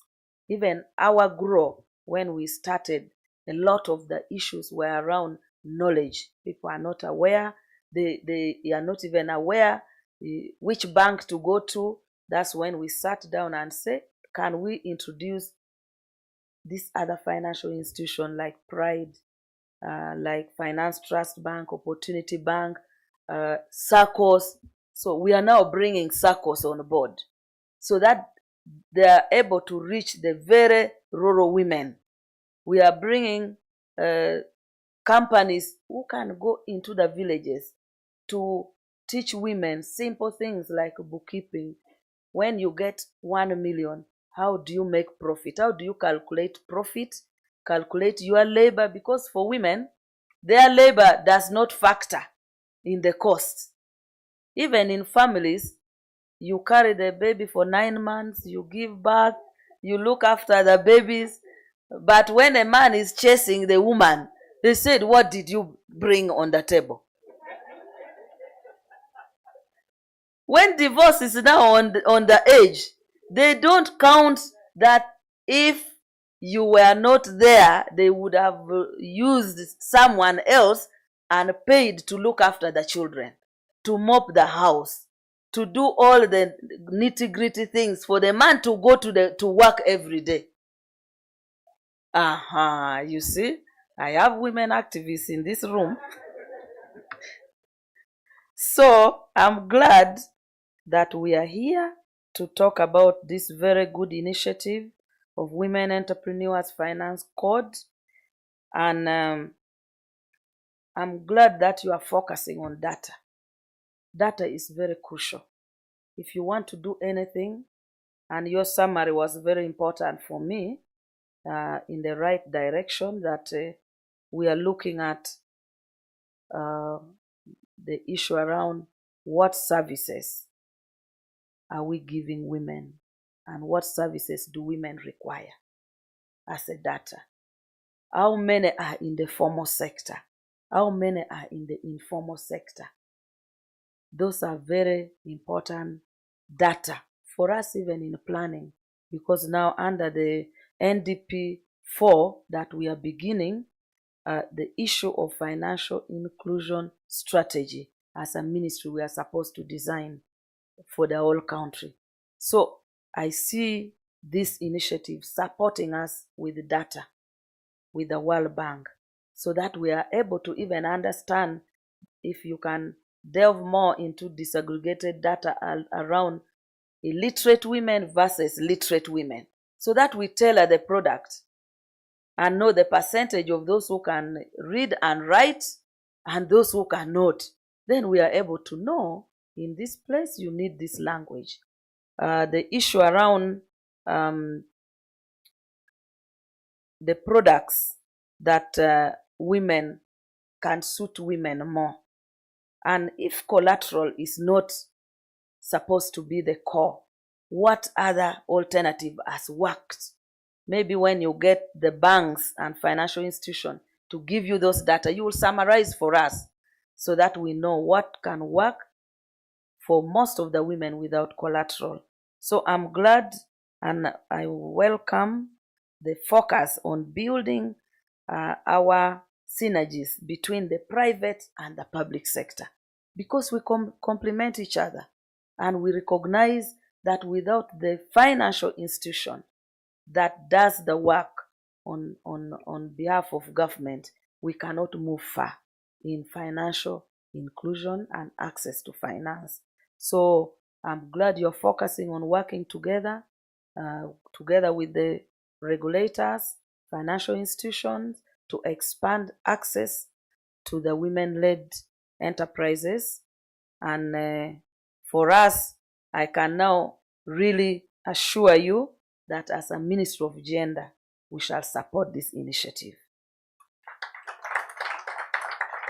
And we will speak for it and advocate for it, because it is important that we are able to rely on data. I'm glad that Bank of Uganda has been very good in giving us data.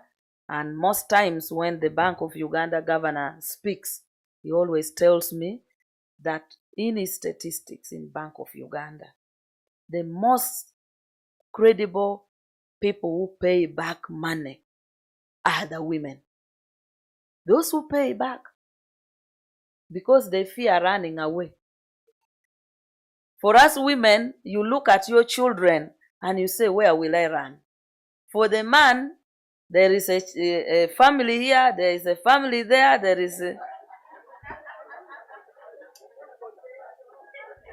there's new potential in Rwanda. So the man can easily run away with your money, but the women will not run with your money. So I want to thank all of you here. The Uganda Bankers Association has been very, very supportive to us. The World Bank has been very, very supportive in issues around women and gender. So this global framework under the World Bank will be a credible framework that we will build the momentum that you have already gained from other countries. And so I applaud all of you, the executive directors of the banks, the microfinance institutions, SACCOs that are here, the fintechs that are here. I applaud you for the innovation, the fintech innovators. You know, now people sit in their bedrooms, in their sitting rooms, and transact everywhere and in almost everything. That's the work of some of you who are here. Congratulations. You make us proud as a country.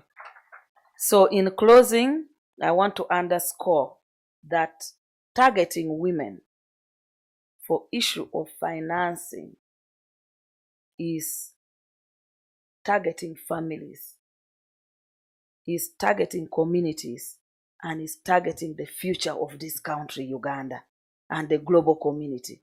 Because when you target women, women will build the household and the families. The financing will remain to support the family. And so women will support education, the growth of individual families, and households are at the center of the foundation of our country. So it is not a mistake. It is not a charity. It is what is right. And I congratulate all of you, and therefore would like to close by saying this conversation should have concrete commitments that will move us forward to not only words, but transformative action. Thank you very much. Thank you. Please, let's just rise and join me in giving another round of applause to the Honorable Minister. Ernest, over to you. I think Honorable Minister, you request to take some photos before you depart. So, Ernest, kindly guide us through that. Thank you so much, Paul. I think I would like to kindly request Dr. Aisha Kasolo, if you could lead the Honorable Minister and the delegation to take photos with the banner of the We Finance Code outside. And right after that, I will welcome leaders from Uganda Bankers Association and the Association of Microfinance Institutions, because you are part of our co-conveners. And then right after that, I will also welcome our other stakeholders in terms of financial institutions, development partners, to come and take photos. So we are all welcome to come and take photos with the Honorable Minister.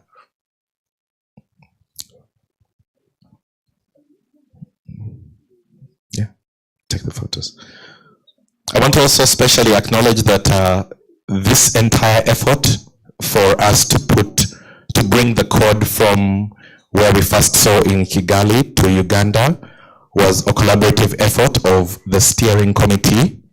And this includes a number of people. I just want to acknowledge, for example, Serena Kavishi, who is the Grow Task Team Leader, Dr. Aisha Kasolo, the Grow Project Coordinator, Dr. Teopista Ntale from New Faces, New Voices Uganda / Graca Machel Trust, Mr. Paul Nwagala, the Access to Finance Specialist at Grow, Millie Isingoma, Director Statistics at Bank of Uganda, Fiona Naigaga, Principal Banking Officer at BOU, along with Rita Karunji, who's the Head of Financial Inclusion at Bank of Uganda, Beatrice Lugalambi, the GM at Centenary Bank, Sarah Nanskombi, who's the Head of the Women's Market Proposition at Stanbic Bank, and alongside myself and Naomi Wandera, Senior Consultant at the World Bank, and Odira Nansamba, who's the Comms Specialist of Ministry of Gender,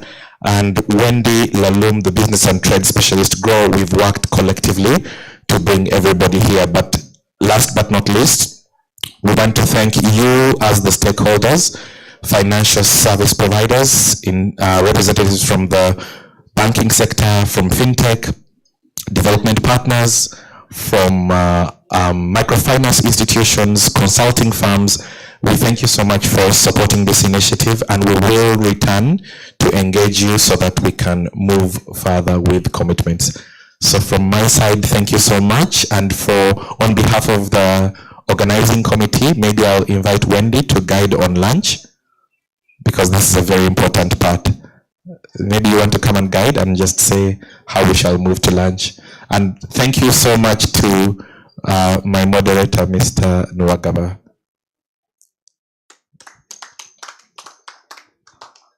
Wendy, do you want to guide on lunch?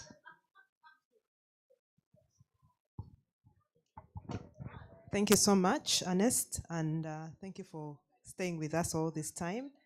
I'm hoping that we all have coupons. Lunch is going to be served down. We'll just walk after the photos, and then we'll go downstairs and have lunch. Whoever does not have a coupon, maybe I could share with you one. Thank you, and thank you for being a very, very good audience.